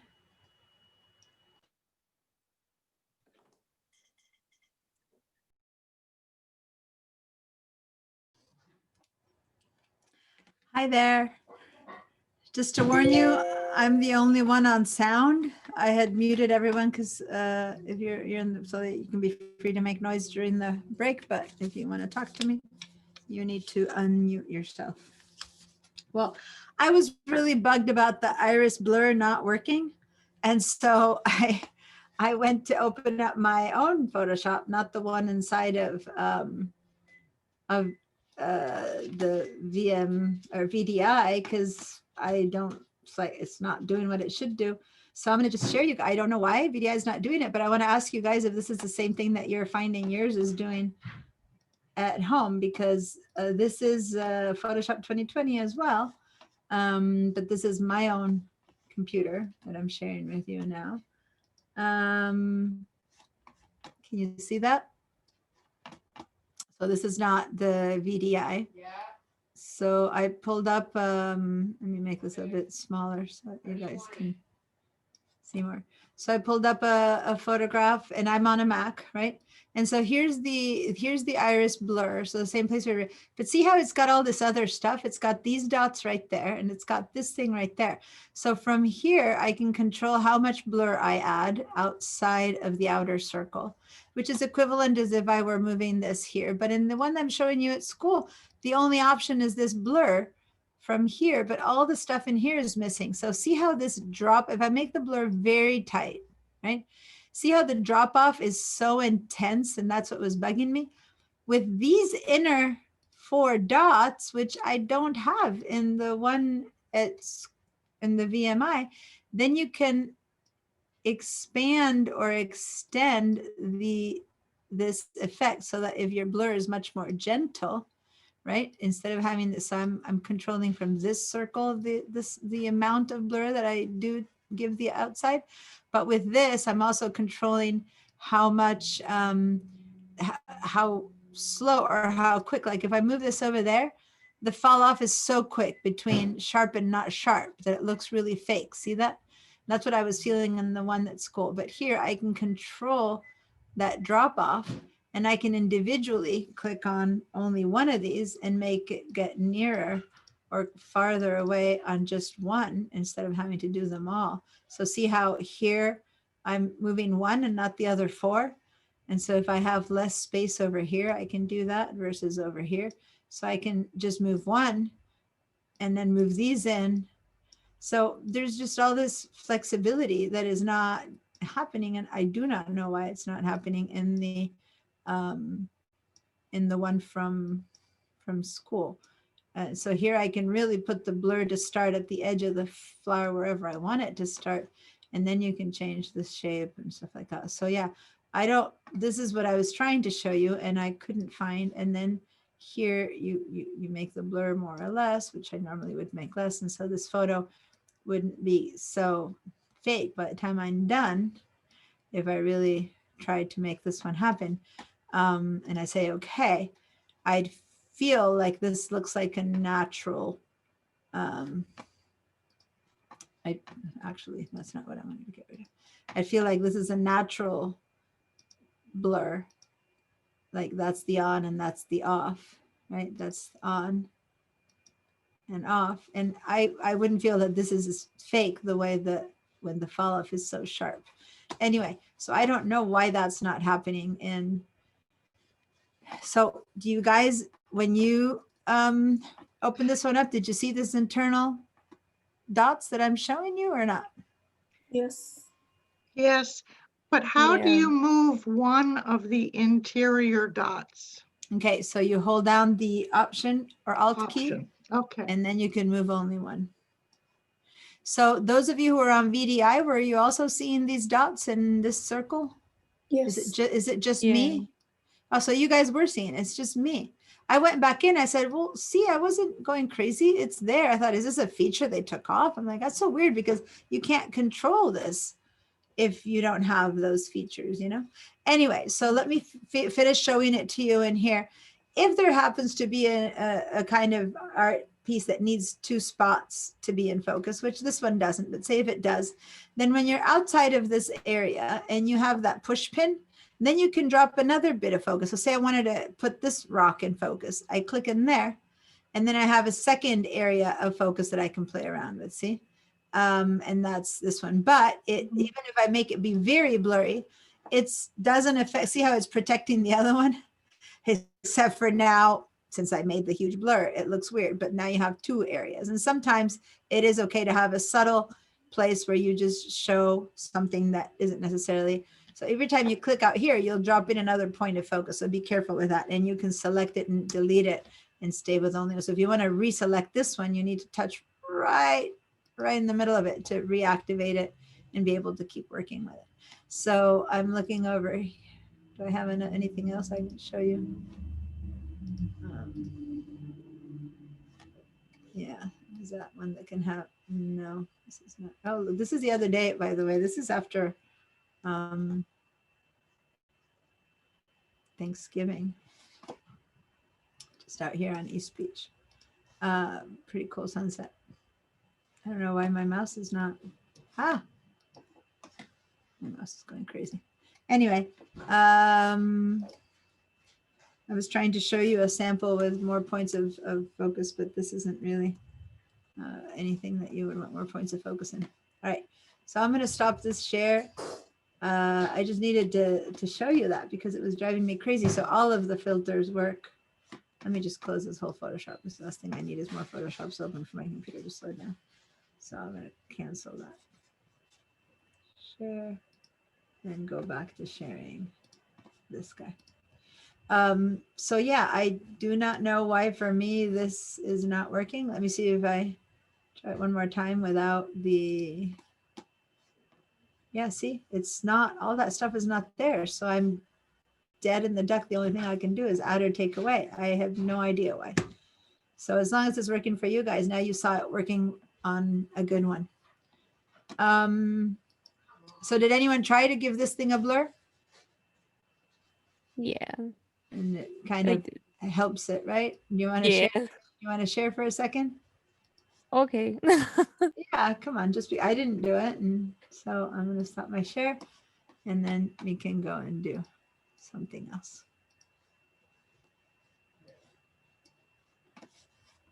Okay.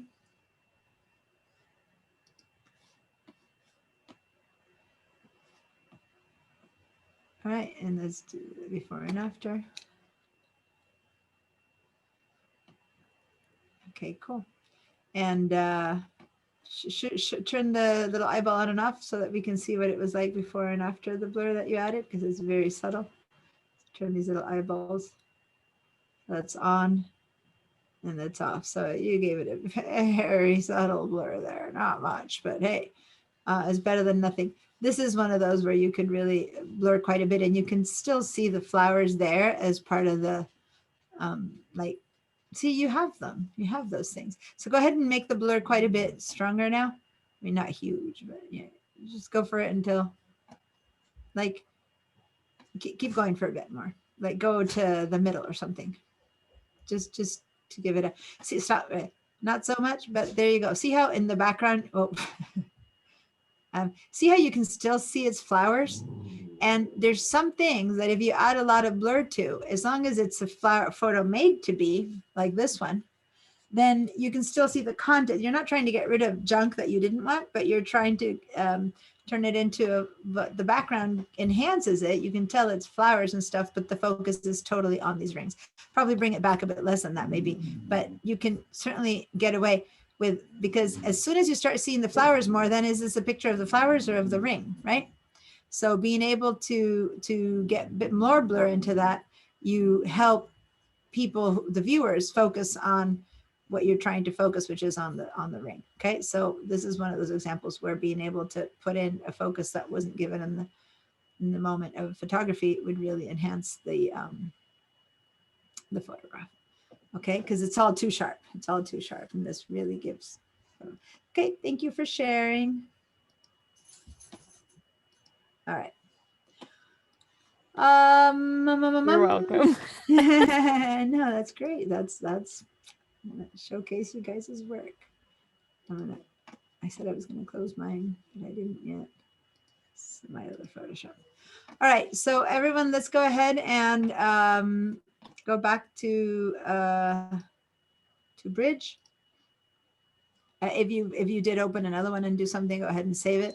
So you don't have it in front of us. And now let's go ahead and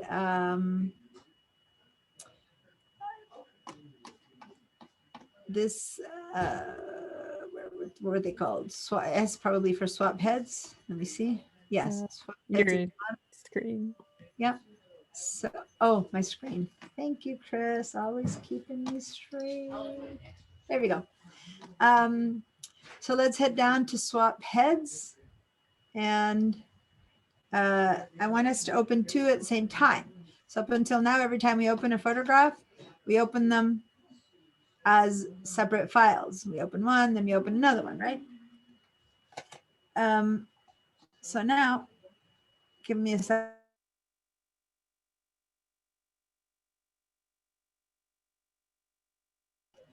I'm just reminding my family they're beginning to talk loudly and it's confusing me. Okay, so I don't want to open one and then open the other. I want to show you a trick of how to open both at the same time. So you can open both at the same time as two separate files.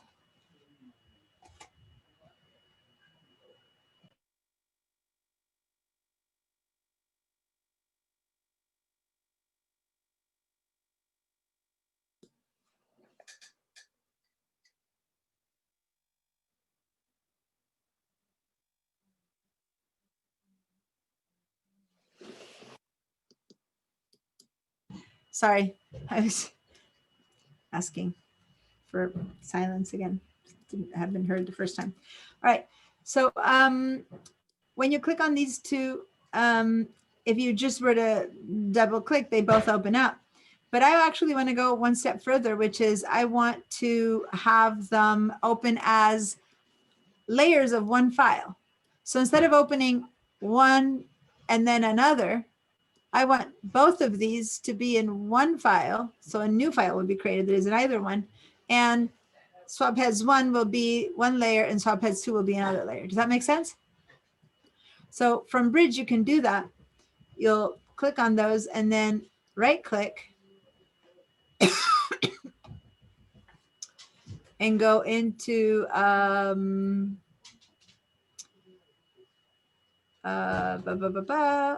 my goodness, where is it?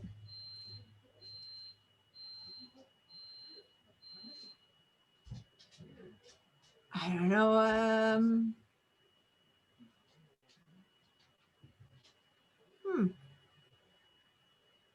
Okay, I won't go to right click then. I'll go up to Tools, Photoshop, and just say Load Files into Photoshop Layers.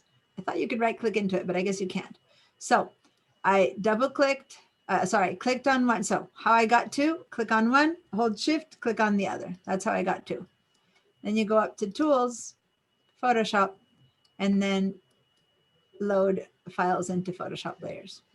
Now, before we do that though, I want to stop here because I want to show you that these are some really cool choices that are seen here. When you want to batch process a whole bunch of files and change their names, when you want to do a bunch of stuff, like you want to merge, you have 3 exposures of the same moment, you want to merge them so that Photoshop helps you find a better way to, I didn't load them into these sample files, but sometimes you have the same moment taken and you expose for the mountains and another you expose for the sky and another you expose for the person in the front of you. So you have 3 photos and then you open them up together here. You select all 3 and you open up in Merge to HDR and Photoshop automatically finds the best exposure and makes one photo out of all the 3, right? Or photo merge, if you have one of those panoramas or you didn't shoot with a panorama, but you have a camera where you shot 2, 3, 4, especially if you did it with a tripod, it's perfect. But sometimes you just kind of go and click and you click and you click and you click and you have this whole, like the whole Grand Canyon in front of me. You open them all together in photo merge and you get to merge them all as one, right? So I just wanted to point this to you because this is a pretty cool spot where you can do a lot of stuff. Right now, we're just going to head into load files into Photoshop layers. Deanna, I got Yeah. none of that. Did you select 2 things? You need to select one, Yes, hold and select the other, and then go to tools. Really? Okay. None of this shows up? tools, and I have batch rename, create, megadata. Yeah, down to the word Photoshop. There's no Photoshop. Huh. But you do have Photoshop at home I do. and you're opening your Bridge at home. I don't know what to say. Does anyone else not have that? Do you want to share your screen to see if I can figure out what's up? Yes. I don't know that I can, but let's try. Okay. I'm your working screen. on, Mhm. let's see, share screen.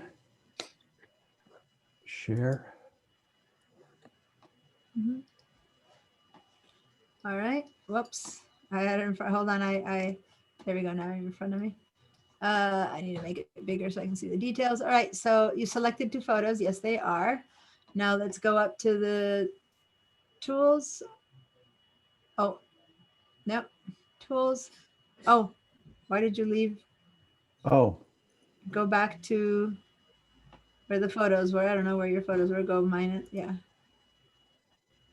There you go. Make sure your photos are just selected. Nope, they're not. So go select them again. okay. Let's see. One, shift one. Okay, and now go back up to tools. Yep. And click on Media Encoder, Premiere, and Illustrator. It's not even reading Photoshop.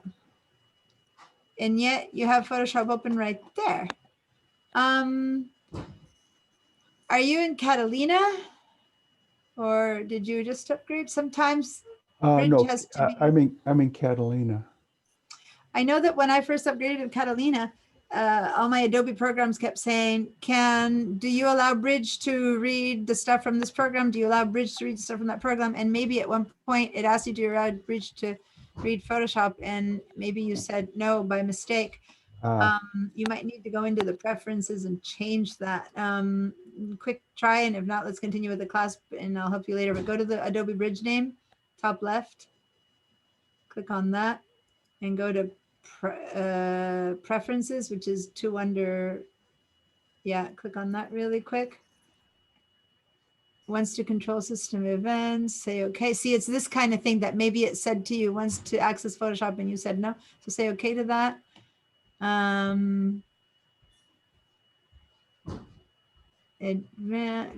Favorites, startup, file type associations, go down 1, 2, 3, 4, 5 to file type associations.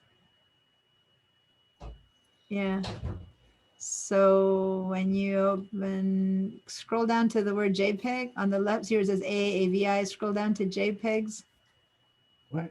On the right where it says alias, Amiga, ASP, scroll, scroll, scroll, and see it's A's. So keep scrolling until you get to the J's for JPEGs. Keep going. A, B, C, D, E, F, G, H, I, J. Okay. Oh, it skipped JPEGs.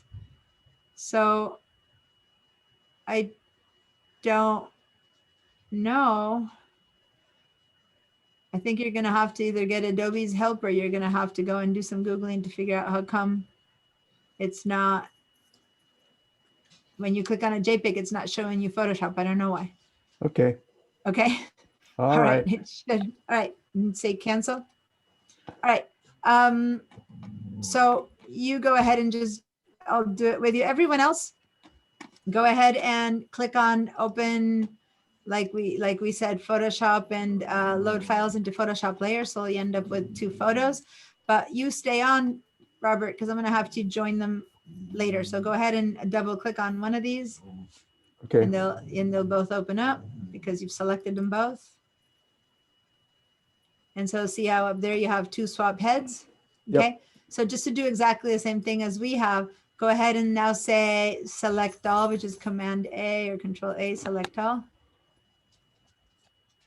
Copy, Command C or Control C. And Okay. then go click on swap heads 1 and paste. So for better or for worse, you've got 2 photos. Okay. Okay. All right. Now Stop share. I did. Yeah. Perfect. Okay.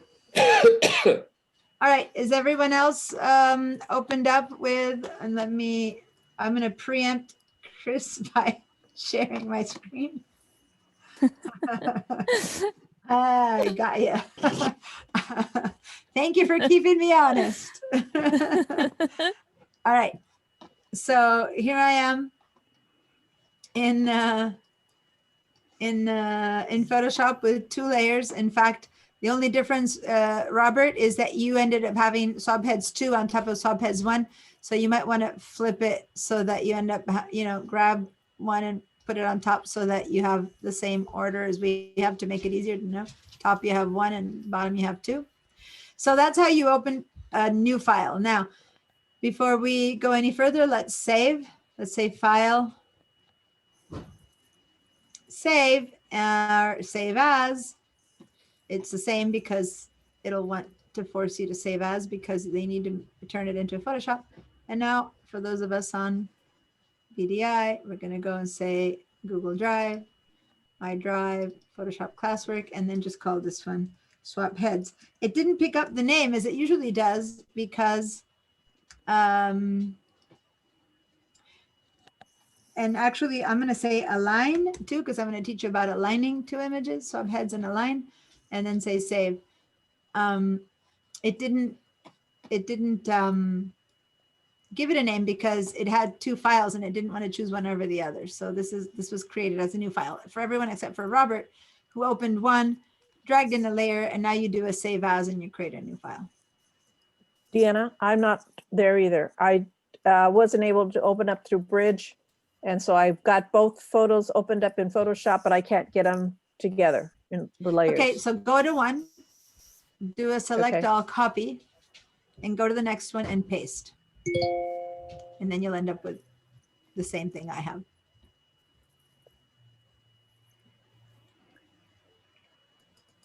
If it's not working, you can share, but.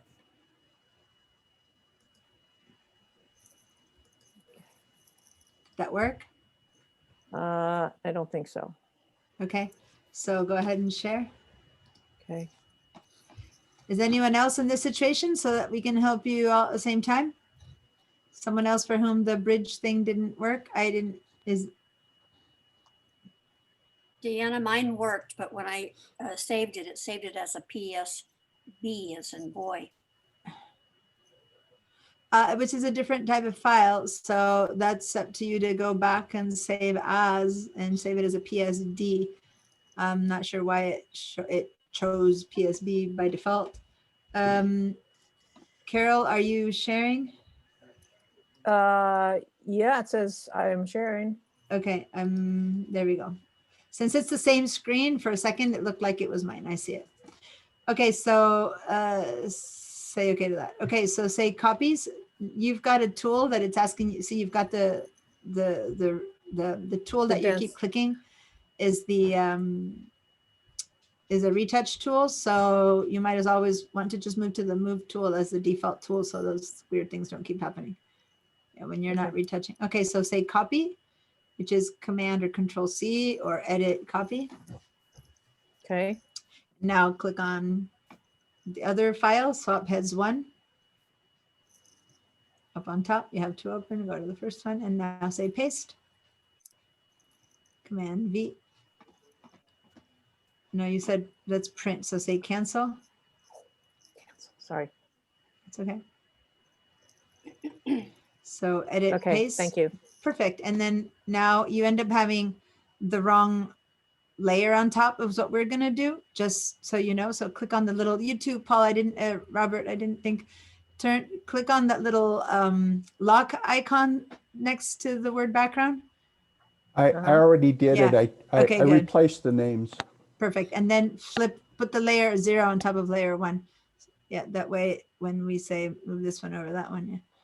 Cool. And then if you want to change layer 0 for you is R1 and layer 1 is R2. Oh. So put in the numbers 1 and 2. Well, if you already did it, it doesn't matter.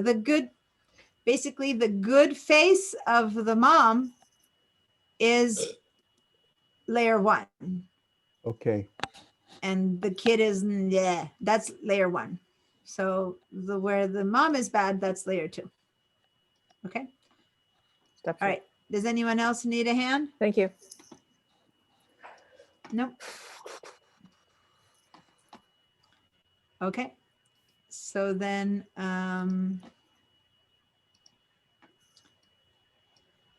we're going to,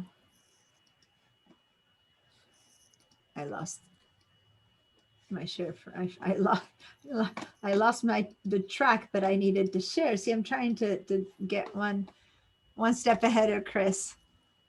I so appreciate that you remind me. I'm joking. I'm joking Yeah. about this. See, you've created the fear in me that now I got to remember, which is so cool because now I'm remembering. All right, cool. So now we have as I said, the top one is where she's smiling is swap heads 1. And when you turn that eyeball off, there's she's not smiling. But when you turn an eyeball on and off, there seems to be something else that's a little bit off, right? Because if we try to put one and the other, what else is happening here with these two?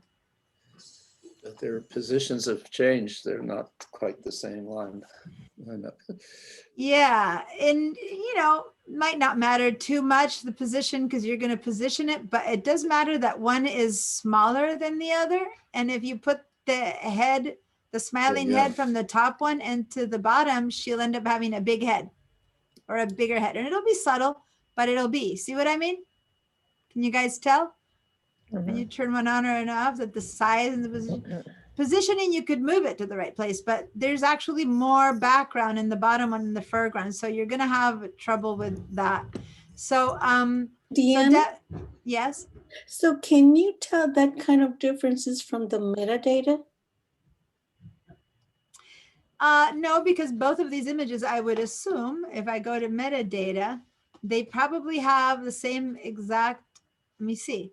2130, I didn't make these, so I don't know, but I'm clicking. Yeah, they're identical. Look at 211396, 211396, 300 ppi. So they are identical. Just the camera was set on a different zoom or something, So, or maybe it's just because, they probably went back and forth and took many, and at some point, as I said, if you're with a zoom as a photographer, you can zoom in and out a little bit from the exact same spot. The photo is identical, but they seem a little bit further, a little bit closer up. Probably the photographer noticed, see on this one, how there's that weird thing here in the background.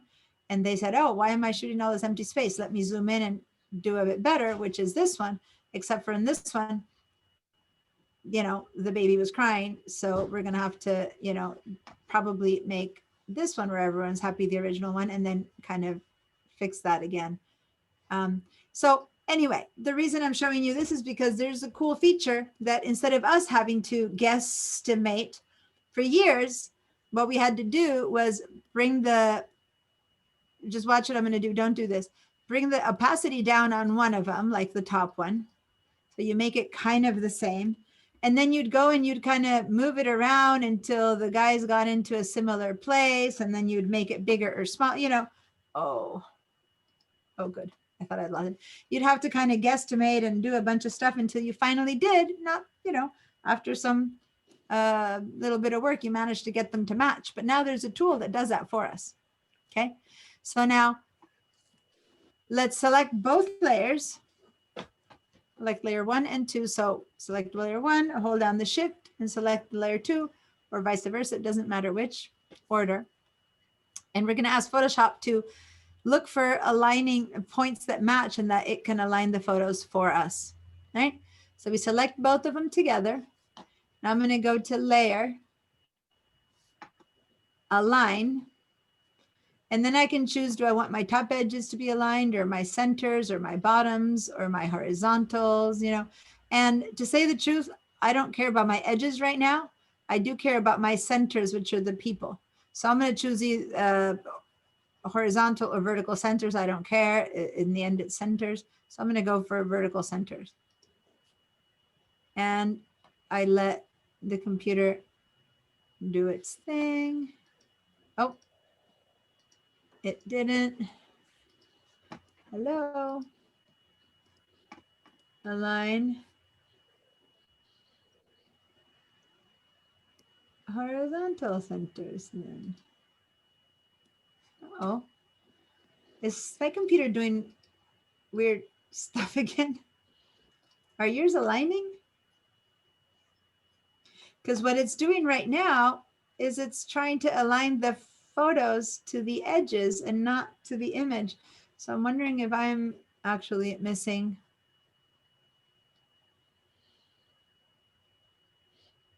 Yeah, it's doing it for me too.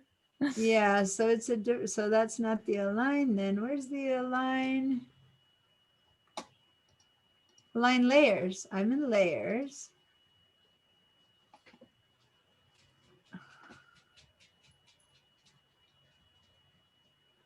Hello. This is driving me crazy. Today things aren't, oh, okay. I was going to the layer align. So it's trying to align my layers. I see now what was wrong. So sorry. It's under edit. it's auto align layers. It's very confusing because, you know, you could see how under layers, I was looking for align, and instead of us under edit, it's called auto align layers. But anyway, there it is under edit, auto align layers. So click on that one. And this is the feature that's the smart, you know, feature that's going to help us make sure that salient, and this works because everyone's pretty much in the same place, right? So we're going to go ahead and say, okay, and it's going to do some thinking, and boom. If you look at my layers now, what it did is it made the top one a bit smaller. And so even though they're all in a different kind of face feature, whatever, for the most part, when you turn one eyeball around, they're pretty much in the same spot. See that? Pretty amazing. Diana? The feet are kind of cropping below. Yeah, they were already. They can't invent what's not. If you look at Swab Heads 2, which was the biggest one, what the other one that was bigger, it had to do is it had to zoom it out. See how it became smaller so that it would match in distance, right? And so over here, you had the original one. The newest one got a bit smaller, but where it ends, which is there, you can definitely see a line on the thing. So we're not going to invent that. They're basically looked for salient points that were the same, so that now where the proportion of one image to the other is perfect. And now we're definitely going to have to crop to this size, right? We're going to have to crop out all the extra pants, all the extra stuff. End up having to crop to this size when we're done. But at least when we take the head from one to the other, we'll know that the head size will match. So someone else called my name when I was speaking. Yeah, I did. It's Lisa. I missed a step because when I go up to there, that isn't, I can't click on it. It's grayed out. So, Okay, so you need to select 2 layers. So I'm going to go back to before I did it. So select one layer, click shift the other layer. Once you have 2 layers, then you can go to edit, auto align layers. But So, that only will be black for you if you have 2 layers selected or more. You could have so you go to the 5. first layer and then you hit shift. Shift and then click on the second layer. Okay. But And I that don't gives have you those 2. little, whatever you're seeing to the right of the box. That's because I've already created I've already done the thing. It doesn't matter. Let me undo. I've already done that. So select one, shift, select the other. Now go up to edit, auto align layers, and then say, okay, we're choosing the top one. The Got auto. We're not bothering with the rest. And you did the auto. Okay. Mhm. I still don't have this. Oh, got it. Okay. Deanna, this is Okay. Jacob. I'm not having access to that. I've selected. Okay. both All right. So, and you selected both layers too? I did. Do you have one per chance locked here at all? No? Uh, Okay, so you want to share? Let me see. Yeah. Can figure out what's happening.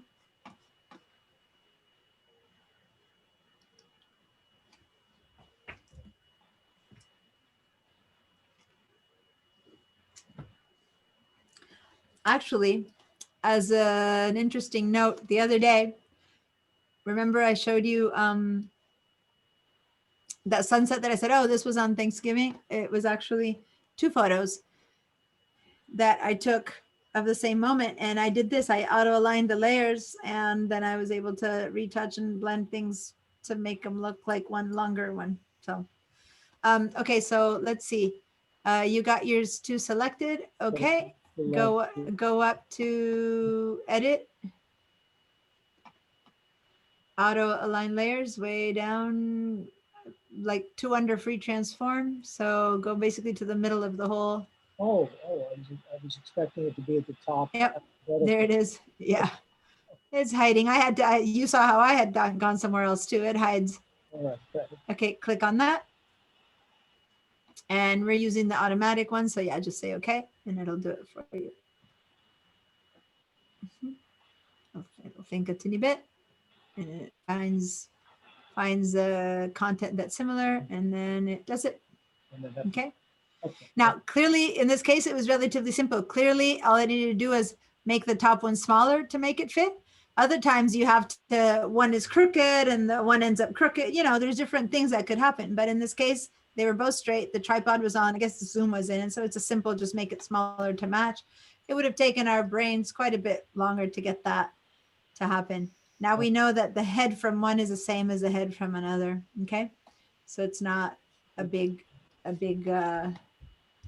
deal. That said, we're not going to see the whole photograph.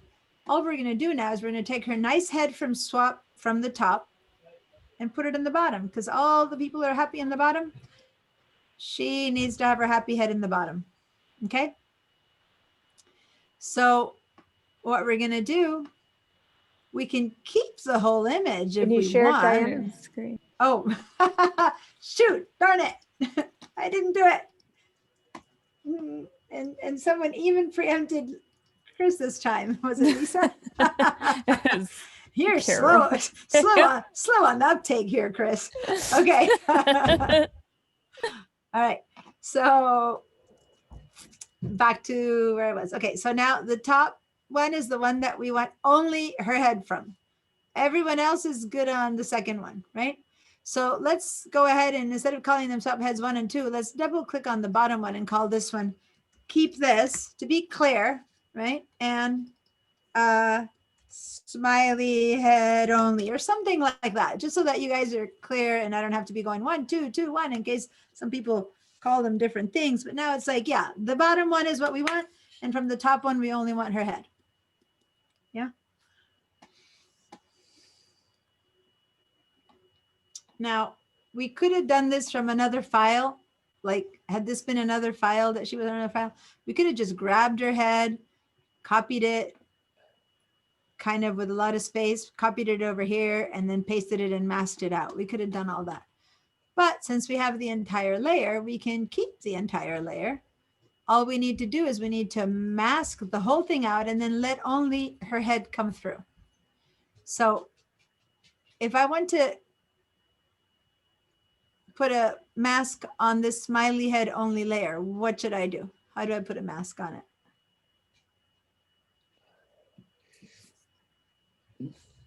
Select it. What's that?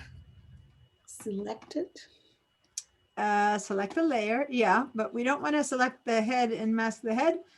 We just want to select mask out the entire head right now, the entire layer. So basically, I'm going to just put a layer mask on this layer. So I head down to this little bottom area with these little icons and click on the rectangular icon with the circle in the middle and click one time. So I've added a layer mask to it, which right now nothing is happening because that layer mask is white. Deanna, Yeah. mine is graded out. The Okay. layer icon. So do you have a layer selected? Because if you have no layer selected, nothing will happen. You okay, need to got it. have the smiley head only layer selected. Yeah, got it. Then you can put a mask on. Yep, thank you. Cool. Remember that if you ask me a question, by the way, I love answering them, but if you ask me a question, notice that 90% of the times my answer is going to be, well, did you select, you know? So when I'm not around to ask yourself, I wonder if it might be selection, because 90% of the times that's the answer. All right. So now I have a white mask, meaning it's not doing anything because I didn't pre-select anything, right? So what I need to do is I need to make this work, hide this entire photo. So in order for it to hide this entire photo, what does this mask need to look like? It needs to be black. Yeah. And what's the quick way to make the entire mask black? Control I. Yes, which is the inverse mask. So Command or Control I inverses my mask so that now my entire mask went black. So now I'm basically not seeing anything here. It's just not happening. I'm not seeing it. Yeah. All right. Yeah. So guess what we're going to do now? We're going to get closer to the bad face, so to say, the one that's got the half open eyes. And we're going to say, okay, time to bring in the smiley face. Okay, so I zoomed in so that I have more control of what I want to change. I go over here. What tool do I use on a mask? The brush tool. Brush tool. So I hit the B. And if I've got a black mask, what color do I want to paint on it? Right. The opposite would be, White. White. thank you, Right. Chris. Thank you, Chris, for showing me that not everyone's asleep. Okay, so I got to switch what's foreground and background. And the quick shortcut for that, for people who remember it, what's the shortcut? X. The X key. So the X key, see how it switches down here, white to black, white to black. We don't want to click. I know some people got tempted and clicked on black. Don't do that. Say cancel. Just either use these double arrows to switch, like right there, or hit the X key. All right. So we've got the right color.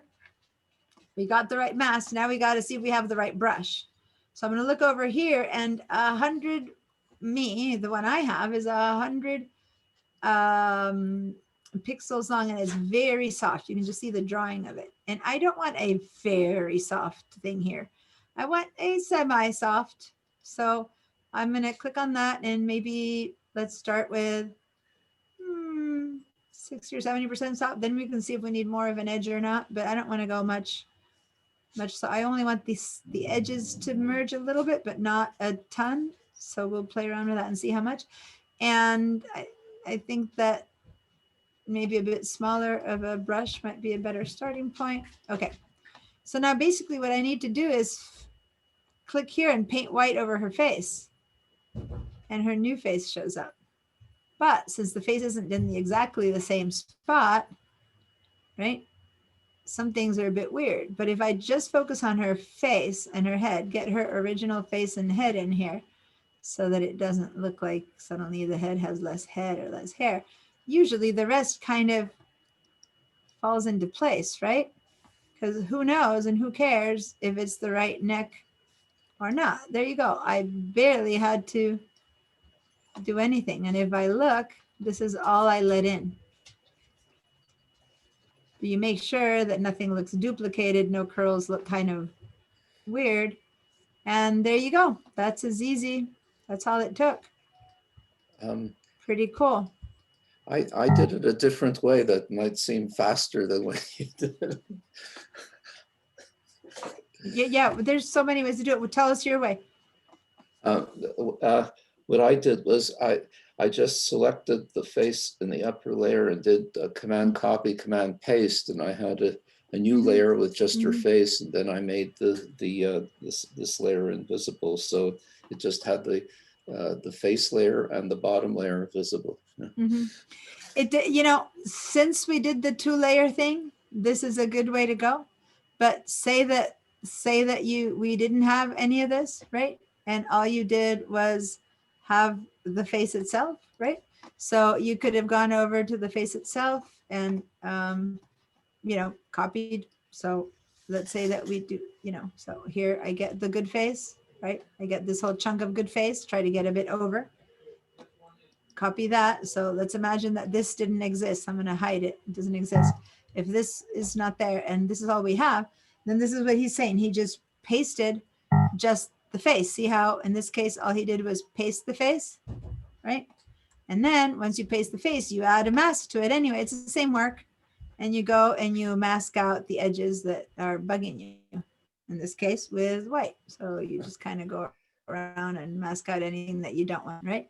So it's one way or the other. It's all a matter of just making sure that you don't need anything that shouldn't be there, that you don't go over suddenly 3 hands, once or 2 curls that are identical in place. So this is one way to do it, right? I didn't use a mask because I just selected the face and the hair. I didn't select very much more than the face. Yeah, I would be a bit careful with that. I would be a bit careful with that because if you really go to 100%, if you just selected the face and like, Oh, and some hair. it's probably gonna be, you know, basically what you're saying is you just replaced the face part, right? Something like that. No, no, No, no. you got hair. I have hair around her and her neck. Okay, so you just did something like that, which works in this one case because it's it's like the easiest example that you can imagine for the most part. So here's his example. He just put the face in, see? So if you do it well enough, you don't get a weird thing like that, like mine had. You have to get lucky and you move it around and it kind of, but the thing is that there's always the slight chance that that thing you're not even noticing, that there's maybe a little line there or not a line or whatever. You know, it probably looks okay, but there's a risk. It's much less risky if you merge the surroundings, because then they slowly blend in and there's less of a chance that there might be, like, give yourself space around it and then Okay. slowly soften it up, and then Okay. things blend more naturally. There's Okay. always a chance that if you do the one little face, that there's some line here or there, and I'm looking to see where the lines are right now. Yeah. Okay, I acknowledge that your way is better. You know, everyone's way, everyone has their own way. I'm not trying to show you that mine is better per se, but I am trying to show, no, I am trying to show you that you want to minimize any chance of it. Like if you go really big and get really close and start looking, and when I'm getting really close to the one I did with your way, and just for me, suddenly I see a little line there. There's no reason, because if I have something that's soft, well, then I've slowly blended it in, and there's kind of a gentle, things merge and transition to each Yeah. other. Like over here, I'm noticing on this one, I left a little bit of a shoulder that's appearing in a weird place right there. See? So there, I have to bring it back in, you know? So you have to go up really big and turn it on and off a bunch of times and just make sure. I kept looking at this curl that looks like doubled up, but it's natural. She had a doubled up curl, because that would be a typical thing that might look like a problem with Photoshop, that you put two hairs on top of the other and they look doubled up. But no, I turned it on and off, and it's actually, her hair did that little doubling up. So, and then you check and make sure that nothing's weird in one mode or in the other, no matter which method. So there's 3 methods to do the same thing here, and I'm sure there's 80 more. Okay. As long as you don't have 3 hands, because typically here you might not have noticed, but in one photo, the baby had the hand up and the one had at the bottom or something like that. And if you didn't notice that and you put a big chunk in, suddenly the baby would end up with 3 hands or something like that. And I'm saying that out of personal experience. My case wasn't so bad, because it was the fact that I was doing a Christmas photo when my kids were little, and a friend of ours was just snapping away. And I ended up with one of each kid that looked okay, one with my husband and I okay. So I ended up replacing a portion, but when their body changes, you can't just replace the face. You have to also replace the body. And next thing I know, we ended up with 4 people and 5 Santa hats, because one of the ones that the kid was good, he was actually flapping around the hat off of his head, right, in his hand. But the one where his face looked good was the one where he was wearing the hat. So basically the final picture had him with a hat and his hand was flapping a hat, you know? So everyone was wearing his hand, and there was an extra Santa hat, which, hey, it didn't hurt the picture, right? But, you know, as long as it's not like a third octopus hand showing up, that's okay. I'll show you that one if I have it. Sometimes I have it as one of the photos to work on. But anyway, so that was a relatively easy change, because we have everything around it being identical. So if you ever have a situation where you have to take a lot of pictures, where you have a big group, please take at least 3 or 4. Tell people, okay, stay there, another one, like 3, 4, or 5, because then you can easily do this and you get a group of every happy smiling face, but they need to be in the same moment, in the same spot, without too much movement, right? As soon as you start getting a switch between 2 people, or now everyone's saying cheese, then, you know, that doesn't work anymore. All right. Now, I think I tell this story just about every time I teach this class, but my first paid Photoshop job, I was still in college. Someone had a, like, the girls' reunion trip or something, but Mary or whoever couldn't make it. And so she sent a photo of herself and they said, can you put her in our group? And it was a photo taken in a completely different place, in a completely different home with totally different lighting. And it was so hard to do because if someone ever is missing from a group and you want to put them in the group, at the very least, you need the same lighting. Okay. So imagine if in here, I was trying to put cousin George, but he was photoshopped on the beach. He was photographed on the beach with beach sun hitting on him, right? Then there's no way you can fake that, right? So at the very least, if you're supposed to add someone, make sure that they photograph it with light coming in from the left side, a gentle like window light or something like that, and then you can kind of fake it. Have them put on a Bruce Brown shirt and you can work it in. Okay, so let's unless there's any other questions, is everyone here? Did this? Let's save again. And let's close this up. Save changes. Yep. All right, back to Bridge. Okay. So the thing that I was hoping we'd get to a little bit, remember I told you I wanted to get to a little bit of text and stuff. You guys have been doing great, so we're going to get to it. So down here at the S, we have the sunrise. And Robert, this is the one where I can show you a bit how to select color with the wand that I told you. Hopefully we'll get to this image. So I see here, if I click and hit the space bar, you've got this little guy, and you hit to the left. I made something like this out of it. And this is an example of trying to, with Photoshop, do something a bit more like definitely manipulated. In fact, this photo isn't mine, and I suspect that it wasn't such a gorgeous orange sunset. I suspect it's already been manipulated into this color. I don't know. It's a sample photo, but this is even more manipulation. And some adding of text, which is really what I want to teach you. So let's go ahead and open the original one. If you notice, it's a TIFF file. Okay, it's TIF. When you open up a TIFF file, just like a JPEG. Oh, I wasn't aware that this photo, I must have saved it when playing around with it. Or someone did when I was still allowing people.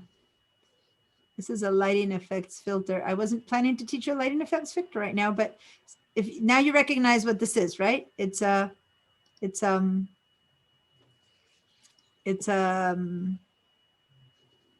filter with a smart object, right? I mean, it's already been done. I thought we were going to start with a blank one, but I guess somehow this one got saved over. But you see what this is, right? It's a filter with turn into a smart object, which has a filter called lighting effects. And if you turn this one on and off to see what it does, well, the light has changed, right? So if you turn it off, this is the original photo, which is pretty flat, all the lights the same. And when you turn this off, there's an effect given so that the light is ahead of the guy. Here's another one where the effect is showing that the light is behind the guy. Okay, so this is a lighting effects filter. It wasn't necessarily my intention to teach the lighting effects filter right now, but since here we are, now you see it. Do you guys want to open it for a second to see how it works, or it's ready to do? Let's double click and open it up.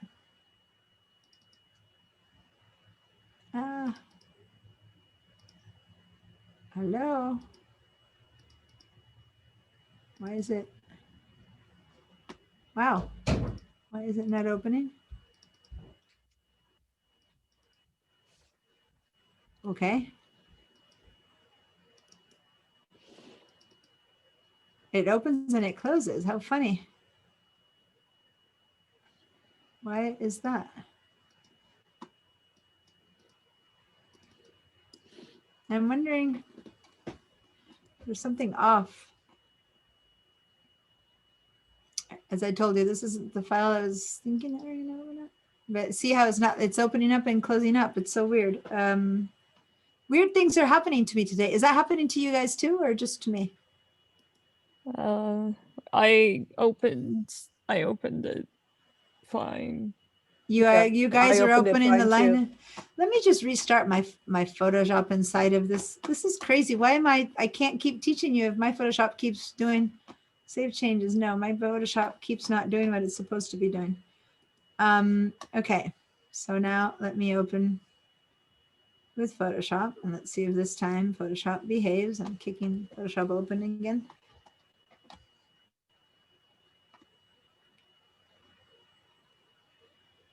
I don't want to, but I might have to back out of and re-sign into VDI. Sometimes these things are, let's see now. Nope. Yeah, I'm gonna have to, what time is it? Oh, I don't want to waste time with this, but okay, give me a sec, you guys. I'm gonna re-sign out of VDI because this is crazy. I don't know when things are gonna stop working, and right now it seems like they've decided to start working for me. I already have a weirdness with the, I'm gonna log out of there. And log back in.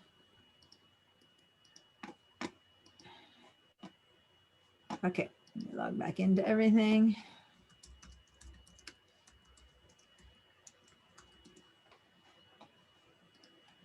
I have been connected all day. See, I've got an error. Oh. Okay, that's not good. Now I can't teach at all. That's really not good. Oh my, I'm gonna have to, you know what? I can teach you with my own Photoshop. But, give it one more try. Let me do this when I'm not sharing. It might be easier. Let me stop my share in case it's taxing the system. Anyway, if you guys' lighting effects opened up, then play with it so that when I get to you, we don't have to. Nope, my desktop is still currently unavailable. Weirdness. One less option. Let me close Chrome. Let me open Firefox and see it with a completely new browser.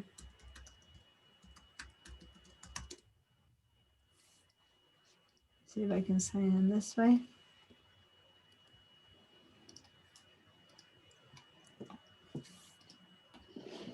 All right. Yep. It's letting me in. Something there with Chrome. I don't know. Okay. It's taking a second to set up. I'll share my screen though while it's doing that. Okay. So even though I can't show you right now, any questions while you're doing what you're doing? No? Are you playing around with the lighting effects? Are you making light move around? Pretty Yeah. cool. All right.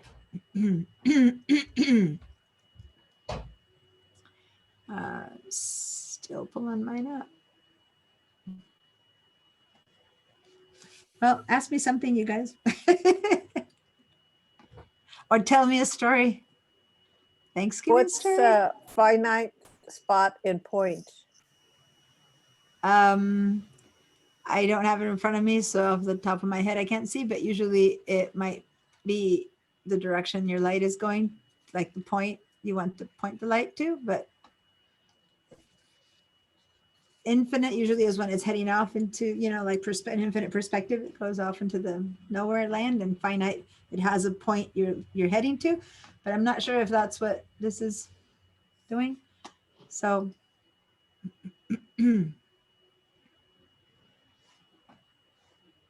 it's connecting to Google. There it is. I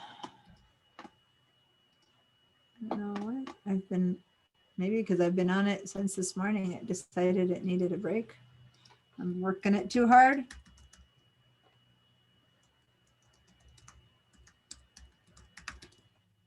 my VDI decided to call for a break. All right, so.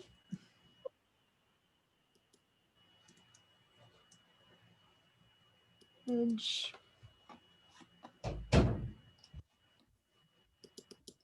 And Photoshop. Okay, so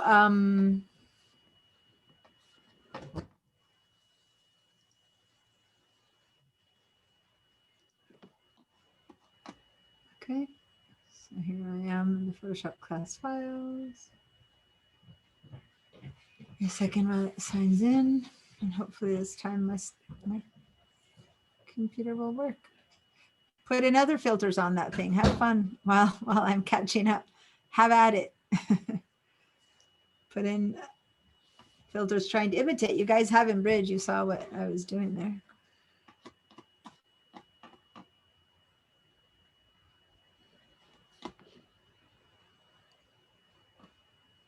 Okay.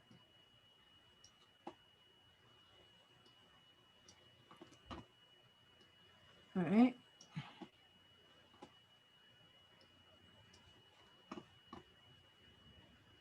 Uh-oh. Where's it's missing? The file is missing for me now. Look at that. How crazy is that? I only have the, oh, there it is. There it showed up. All right.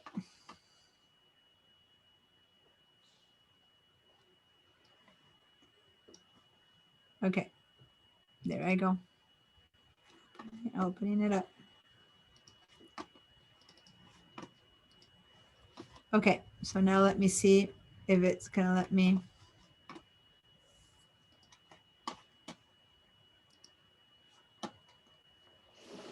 Double click on the lighting effects. It's still not letting me.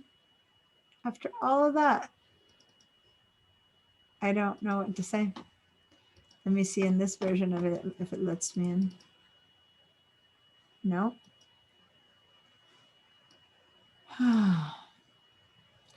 Well, I don't need to play with lighting effects. You guys have been playing with it, so that's all we need. So I'm going to go ahead and have us kind of, the main thing I wanted you to do right now is some text. So I'm going to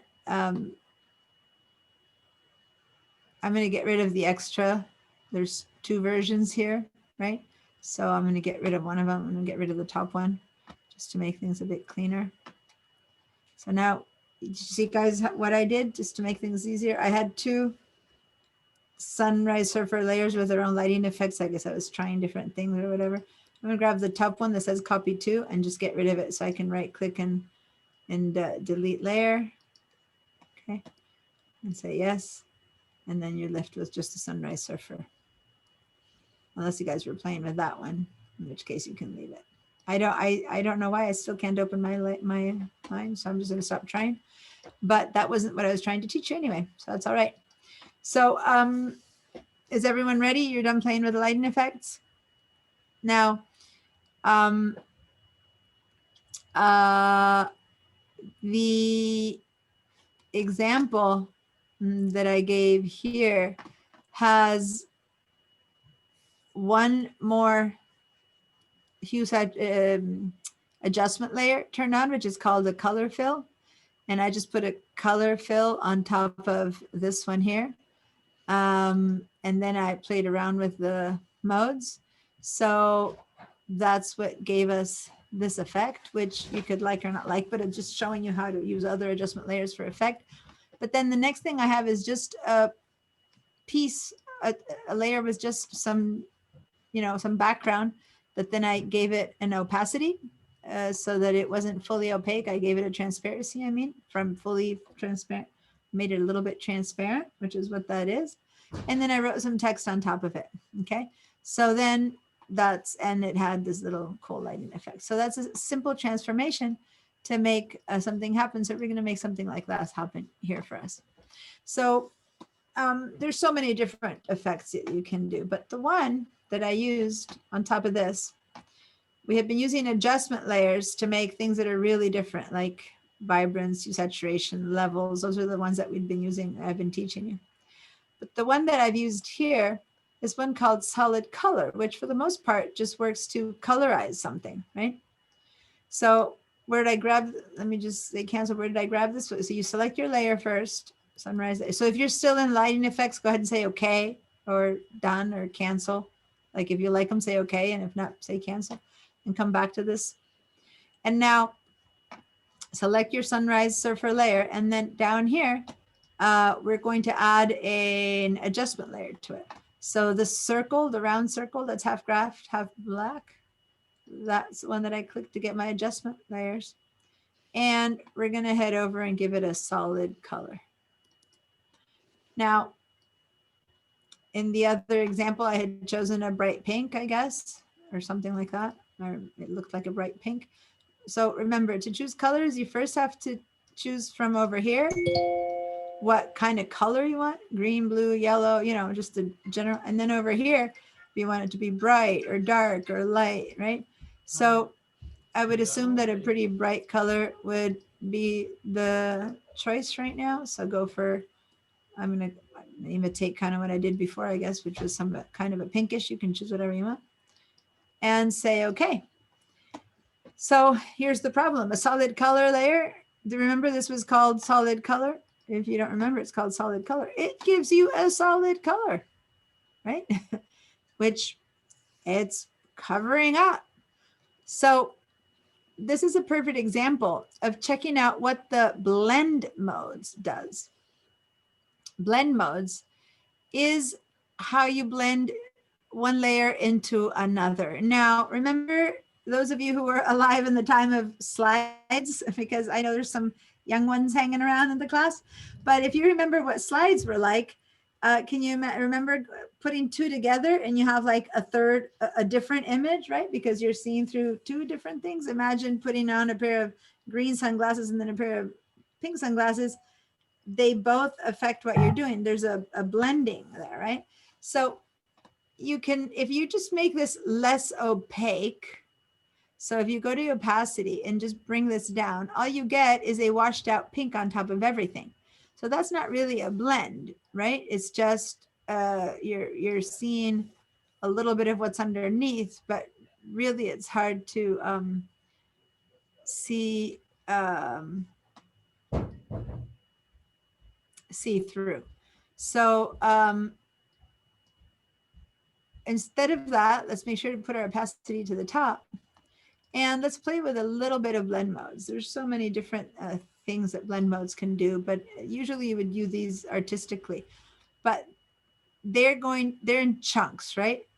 These do something, these do something, these do something, and these do something. So if you hover over them in real life, you'll see that for the most part, what this does is it takes tones and it, for the most part, darkens them. Like the top one says darken, and it kind of darkens them.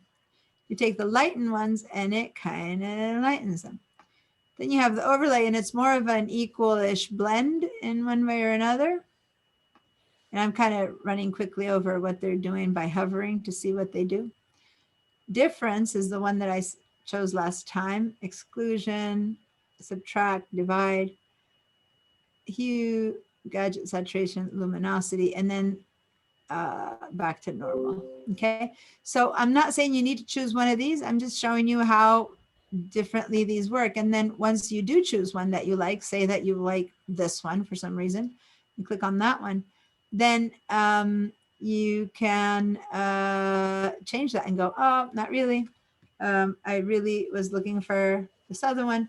You just change it again. These aren't things that affect, they are totally non-destructive. So you just, all they're doing is they're having these two blend into each other following certain rules. And the rules are complicated enough that explaining them takes me a whole class. And in the end, it doesn't really matter what the rules are, because if you can hover over them and see if you like what they do, then that's all you really need to do.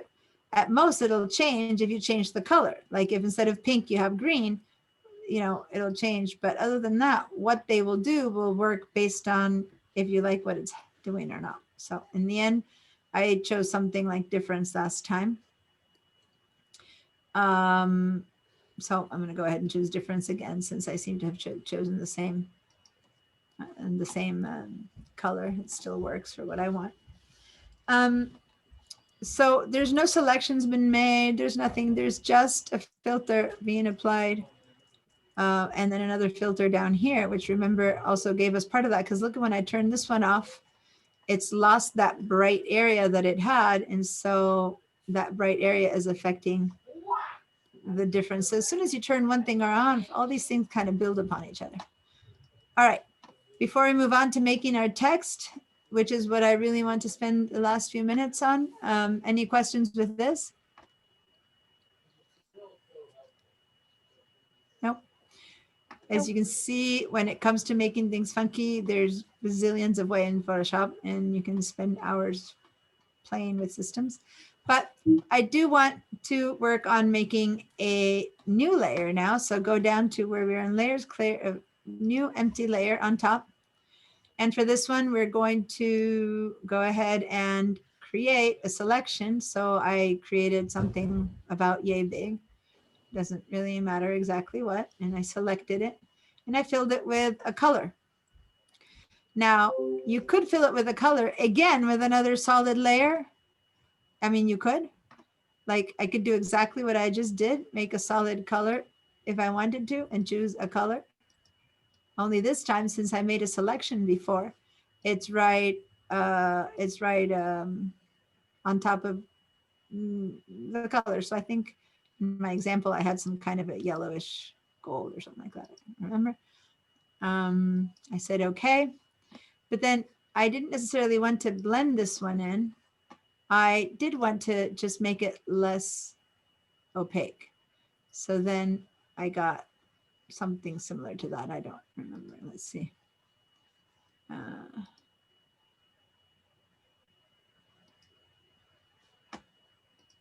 It would seem that it's pretty similar to that, yeah, whatever effect I had before. But see, in the one that I did before, it's just a block of color that I filled in with a color. This time, just to show you, I'm doing it using the same solid color, only I pre-selected so it came out with a mask. I could have also just filled with color as I did in the original sample. Deanna, can you repeat all of that? I lost, after the selection, I lost how to get the color in it. Okay, so basically someone's talking on the phone or something. Can you keep that down a little bit, please? So I made a selection about yay big, right? And then I used the same effect as before, which is a solid color. I could just fill, I could go and say edit fill with a color, but I can also use a solid color and edit. And I'm going back to the kind of color I had before, which was yellowish, because I don't particularly want to reinvent the wheel right now. For some reason, the colors are not.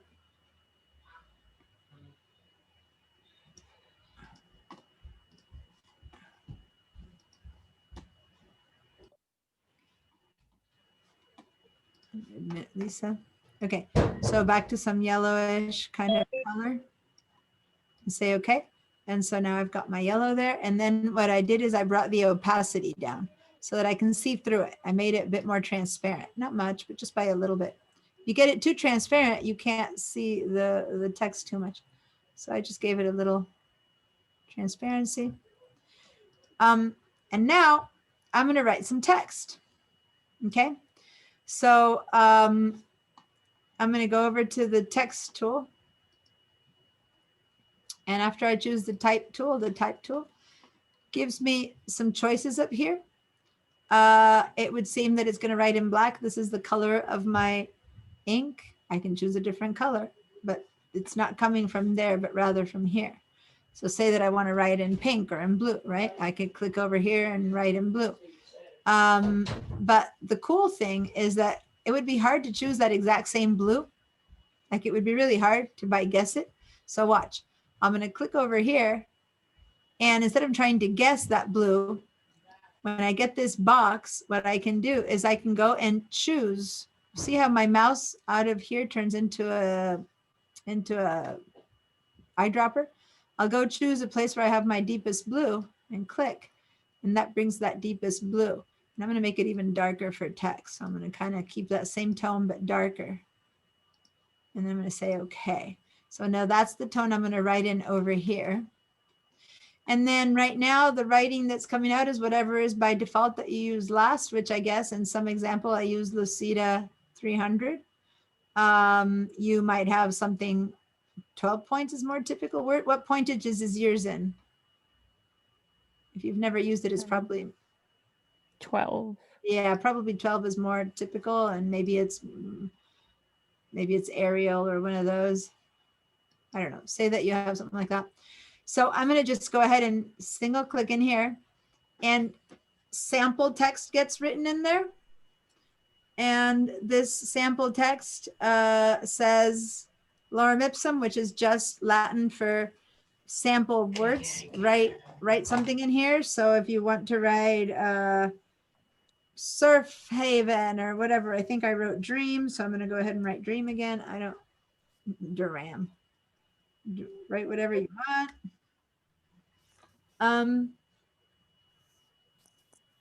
And then when you finish writing, you click away and you can put this wherever you want it. And then you go, you know what? I actually want this to be much bigger, much different, much fatter, much whatever. So you can keep making changes as long as you click on the type tool, right?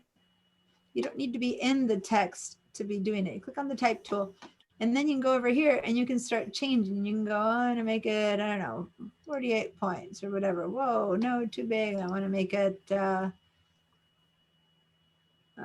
30 points. Okay, 30 points works. And so you kind of move it in, and then you go, I don't like that font too much. So then you go back in here and start playing around with fonts. It's kind of hard because it's showing up right now, right under my sample. That always drove me crazy. So I'm going to open this box so that I can see the fonts here. So what I got it here from is from this little box so that it doesn't get in the way of my art.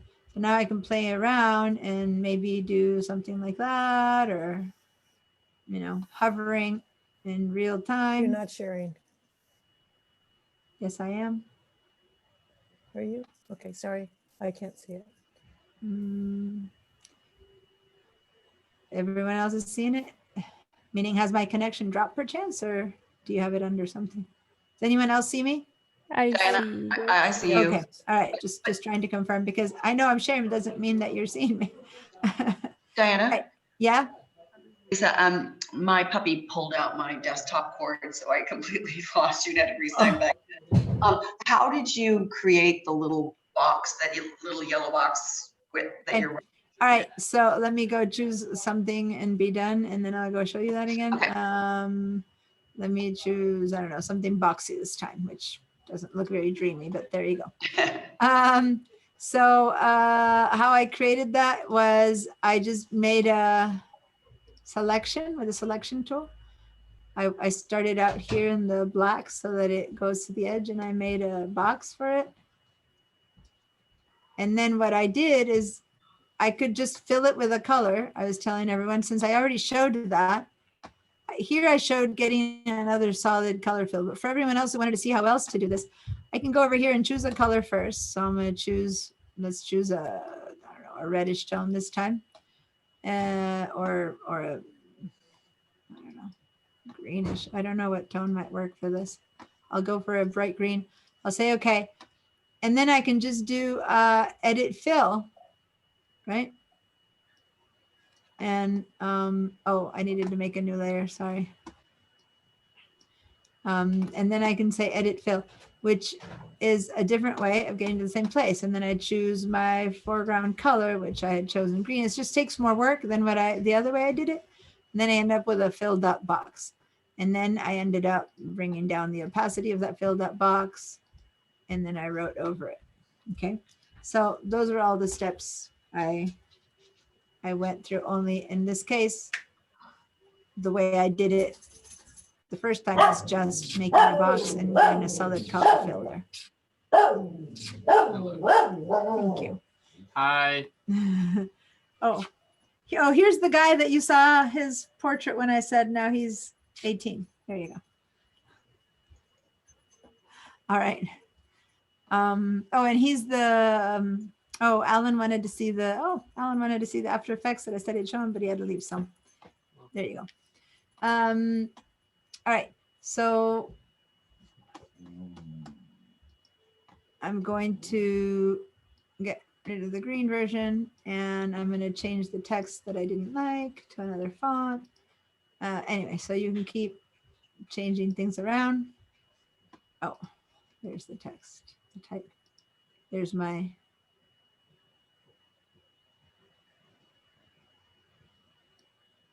I don't know, I don't like that one either. Anyway, whatever, I'll go and play and find a nice font and move it in. And there you go. I don't know, what did I think I had a nicer font before in the sample one. Oh yeah, that's what I did. I did some spacing and stuff on the font. So it's 2:30. If you want to stay a few more minutes, 3 more minutes, and I can show you a little bit how to play with the font like I did here. So if you select your font, if you need to leave, go ahead and leave. If you have, like, this will take me just a few minutes to show you, and then you get to play with it on your own. Click on the type tool. And once again, once you see the details here, all these choices here for type are what give you a huge variety. Like if you want to spread the distance between the letters, see that little icon there? There's a line between the V and the A. Then that's an example of spreading the distance. So I'm going to go and make these letters show up at the most spread, right? So I can make that number be bigger. I can put my mouse on them. I can select it. When you select colors, kind of change a lot. And I can make things go bigger. I don't know why this one isn't allowing itself to be, that font isn't allowing itself to be affected. So I'm going to go back to a normal one. Whoa, that font went crazy. My computer, my goodness, my computer is really, look at that. It's just, whatever is happening today with me in Photoshop, this is not, it's just deleted half of my letters. I don't know if it's the font. I go back to Arial, it's there. So it must have been the font that's bad. A lot of my fonts are showing up really blocky. That's weird. Anyway, so so here's where I get distance between the letters. I can click on 200, or I can click on 500 to, return, to give them a lot of space between the letters. Then I need to make the font smaller because, of course, so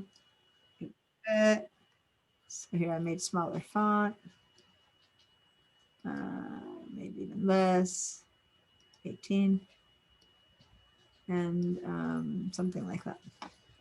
Okay, so you play around with the different choices in here, which with just one word, there's not that much you can do, right? But it does help you know that you can play. Those of you who want to know a lot more about text and font, I spent a lot more time on it in the Illustrator class or in the Digital Design Techniques class. Wow, it's driving me crazy, because that's where we really get to play with text in material like this. But there you go. That's kind of a recreation of the first example with a uglier font. I gotta go see what nice font did I use here. I like it much better. Oh, because it's missing. I don't have the ultra thin universal. That's why. Okay, so this font now doesn't exist on this computer. I just upgraded my operating system, and one thing that doesn't survive between operating systems is what the default fonts are set up with each program. All right, we're going to save this and save as. Now, go ahead and do a save as. And go back to save on your computer and put it in your folder.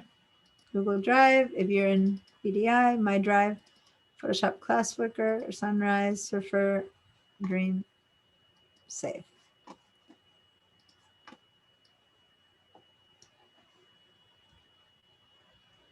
Cool. And I'm going to save as to put it back in the other place to replace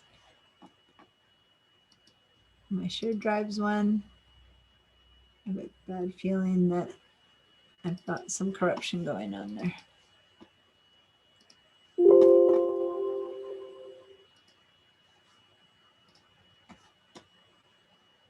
All right, and then this one, I'm gonna track it back down to 0 because until I can figure out why my lighting effects aren't working, I want to keep the lighting effects there and explore them.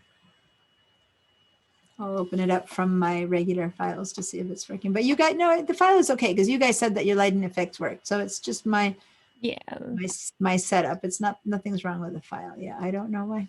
Anyway. Okay, guys. Thank you for hanging in a couple more minutes. And next class is our last class, so don't miss it. At the very least, to pop in and say hi if you can't make it. And have a great week in preparation for the holidays. Stay safe. Shut and lock down inside your houses as we seem to be going into lockdown mode. I don't know if you're all in Santa Barbara, but one of my classes that I teach, everyone is from somewhere else. One of my credit classes, there's not a single Santa Barbara, and that's interesting. But I think you guys are people I've been seeing a lot in my classes in the past. So bye. Bye. Stay Thank safe, everyone. Yeah. Thank you. Diana, Yes. this is Lisa. Yes. Can I, if you have an extra minute, can I ask a good question for me? Yeah. I always stay for questions. I have, so I can't, I got the, the box, how to create the box, but it's not showing. I know I've got to invert. I'm thinking No, there's no need to invert. mask, I mean. No, so let me do this again.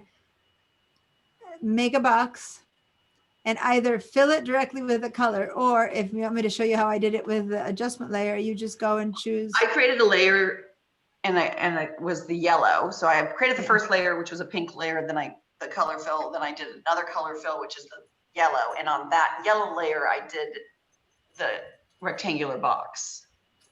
Okay, so you created the yellow solid color first. No, I know you did the pink one, but then what I'm trying to say is you first created a solid color layer and then you wanted to make a rectangle out of it. That's what you're saying. Right. So just to show you what I did it the other way around, but then I'll tell you how to do yours. I first created my selection. As you can see right there, it's been created. Then I created a solid color fill. And this time it creates inside of the rectangle that I created. Got it. That seems like the same.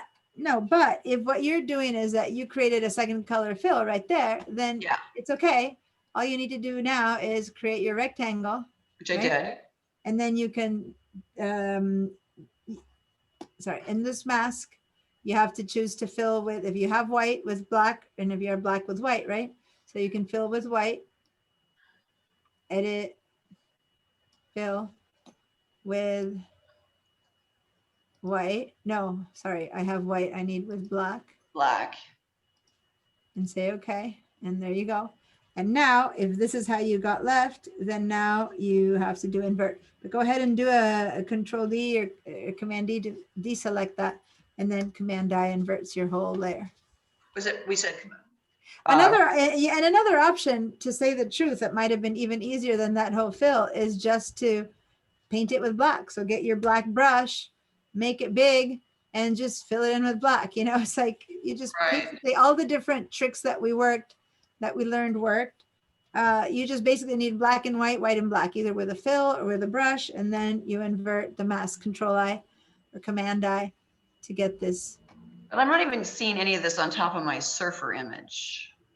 Here, let me just share my screen. Yeah.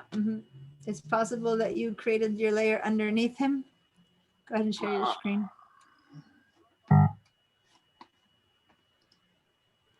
Don't forget to send me your stuff. So this is this. All right, so right now you have to turn the eyeballs off of this yellow. Of the yellow? No, not the surfer, but the yellowish one. Okay, the purple one you forgot to blend in. It's a blend mode, so click on your color fill one. Yeah, click on the color itself, not on the mask. Yeah, and then go up to the blends. Remember I showed you, no, down again. Okay, right, yep, look, right there where it says normal, perfect. Up, one down where it says normal. Oh, Click on that, and those are all our blends. Oh, maybe that's when you dropped out, but these are all the. that's it. Yeah, I blends. missed this, I think. Yeah. So you might want to just check out, because I talked a little bit about blend modes, check out the video. for Okay, that that part. one was, okay. That's where you what do it is. that. And then you turn on the next eyeball.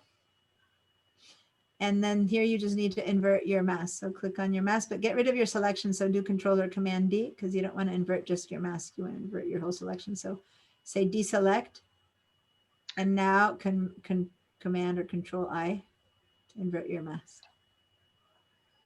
There you go. And then what I did is we gave it some opacity. So I went up to opacity and made it like, 75. No, down right above the layer. Yeah, right there. Up to the right. Up. I got it, there. got it. Yeah. Just edged it down a little bit, So yeah. you see the ocean a little bit through it. So Yeah, Depends on okay. your color if you need it more or less. If you want it to be really subtle or if you want it to be powerful, it's choice. And then you just went over here and did the type Yep. And then I just and then just type in there. wrote in a type. Mhm. Do you have to create another layer or by going to the type it up? When you click the type to start typing, it creates a type layer. So just click and then write the word. Just write the word dream. That gets replaced by your word, or surf today, or right, a holiday on the beach or whatever. Okay. Okay. All right. Thank you. You're welcome. Okay, guys. Any other Thanks, questions? Diana. See you No? next week. All right. Bye then. Bye, Lisa. Bye, Dorothy. See you next week.